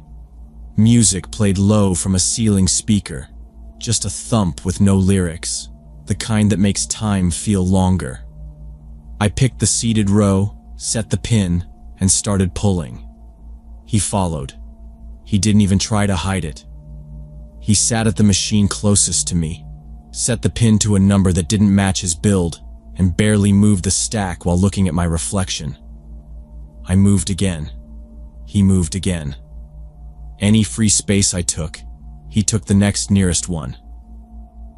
He stood too close when I stretched, his shoe toe angled toward me. When I paused to drink, he lifted his bottle too, at the same time. He didn't speak. He just watched. Every small action felt measured, like he wanted me to know I couldn't shift without him tracking it. I changed to dumbbells for a last set, hoping he'd get bored if I kept it light. He didn't. He planted himself at the rack and pretended to compare weights while blocking my return. I checked the clock on the far wall. 40 minutes. I racked the dumbbells and knew I was done. I decided to cut it short. My plan was simple: pack up while he was busy, leave, and get into my car before he realized I was gone. He was in the middle of a fake set on the cable column, staring through the mirror again. I rolled my bag strap onto my shoulder, slipped my keys into my palm, and walked out at a normal pace. Outside, the lot was lit by tall sodium lamps that made everything look pale. My car was 3 rows out, angled under the light pole with the taped-up base. I hit unlock and watched the blink of the turn signals. No one else was around except a couple leaving from the pool, their flip-flops slapping. I didn't look back. I opened my door, tossed my bag into the back, and got in. I clicked the belt and put my hand to the ignition. The passenger door jerked open so hard the dome light flickered. He slid into the seat fast, already talking. His towel was draped back around his neck, and I could smell cheap body spray over sweat. He smiled in a way that didn't match his eyes and said he'd noticed me before, that he'd been there the last few weeks too, that we had the same hours. He said, "We should get dinner tonight." His voice sounded like he was making normal plans with a friend. I said, Get out. My hand was on the belt latch. He kept going like he hadn't heard. He told me there was a place 2 blocks over that did good tacos, but if I didn't like tacos, a diner stayed open late on Oak. He said he knew I'd been checking him out on the bikes and that I didn't need to be shy. His hand went to my dash, tapping a slow beat against the plastic like he belonged there. I said it again, louder. Get out of my car. He finally looked at my hands, then at the center console, then back up. He talked about how the diner had pie, and how he liked pie. His tone never changed. He listed foods like he was reading a menu. The lot felt too quiet. The flip-flop couple had gone. The front desk guy wasn't visible through the glass anymore. I could hear the buzz of the light pole and a faint hiss of traffic. I reached for my phone in the cup holder without breaking eye contact. My fingers hit the case edge and slid under it. He moved quicker than I expected. His hand grabbed my wrist, his thumb pressing the tendon against the hard plastic of the console. His palm was dry and strong. Pressure tightened, and my fingers opened. The phone tipped and tapped back into the holder. He leaned a little closer, lowering his voice until it felt like it pressed against my ear. He told me not to play hard to get. I yanked my hand away, shoved my key into the ignition, and started the engine. The dash lit up. The warning chime for the open door beeped. I said, "I'm going to the police station if you don't get out right now." He leaned back like he was settling in for a ride and laughed. He said I was being dramatic, and that he just wanted to talk, like it was casual. I put my foot on the brake, shifted into reverse, and felt the car rock. The door was still open, the dome light on. I started backing out. The gravel at the edge of the space popped under the tires. He looked at the moving pavement, then at the open door, and made a choice. He grabbed his towel, jerked his legs up, and hopped out to avoid the swing. His shoe scuffed, then he lost balance and went down on a knee and a hand. I didn't stop. He yelled something and slapped the door as it swung wider. I straightened the wheel, rolled out of the lane, and pulled forward toward the exit. In the rear view, he was standing, rubbing his palm, mouth moving. I turned onto Maple and drove. The fan blew hot air because the engine was still cold. I didn't look for him in the mirrors after the second block. At the light, I checked the locks. They were down. I turned into my lot, parked under another lamp, and killed the engine. I grabbed my bag and keys and went inside. The hallway smelled like detergent and dust. My apartment door had a deadbolt and a chain. I locked both. I checked the slider to the balcony. I checked the kitchen window over the sink. I went room to room and did it again. I set my phone on the nightstand and left the bathroom light on. I lay down in my clothes and slept. In the morning, I got up early and drove back to the gym. I parked close to the front. The lobby smelled like rubber and disinfectant. The front desk guy was there, plus a woman I hadn't seen before. I asked for the manager. He came out in a polo with the logo embroidered on it and a ring of keys on his belt. I told him the basics. A guy followed me from machine to machine, watched me, cornered me in my car, wouldn't get out. I kept the details clear and short. The manager asked if I knew the man's name. I said no. He asked if I had a photo. I said no. He said without a name or membership details, they couldn't take action.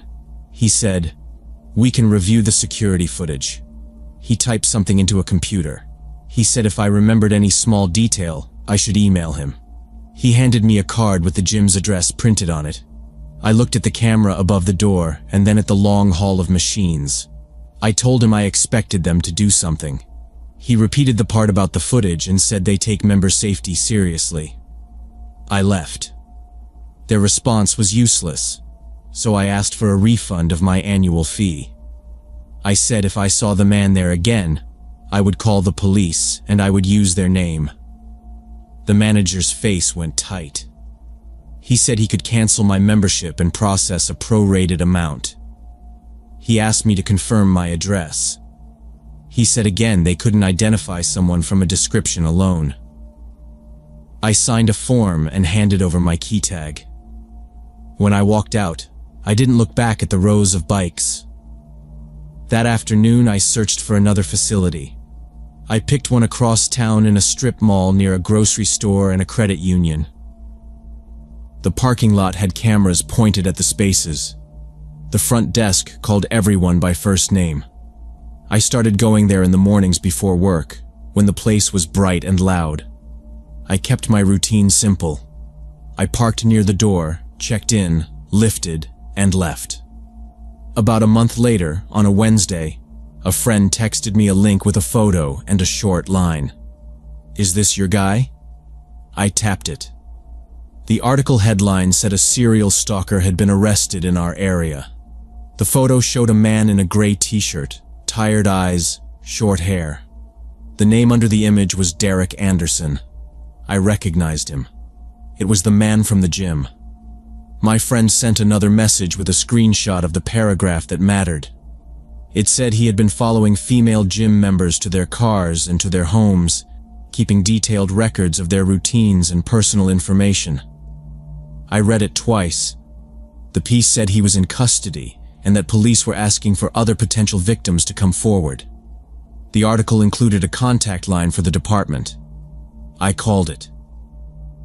A receptionist answered and transferred me to a detective who gave his name slowly and spelled it. I explained I had an encounter with Derek at a gym about a month earlier, and that I had a canceled membership there.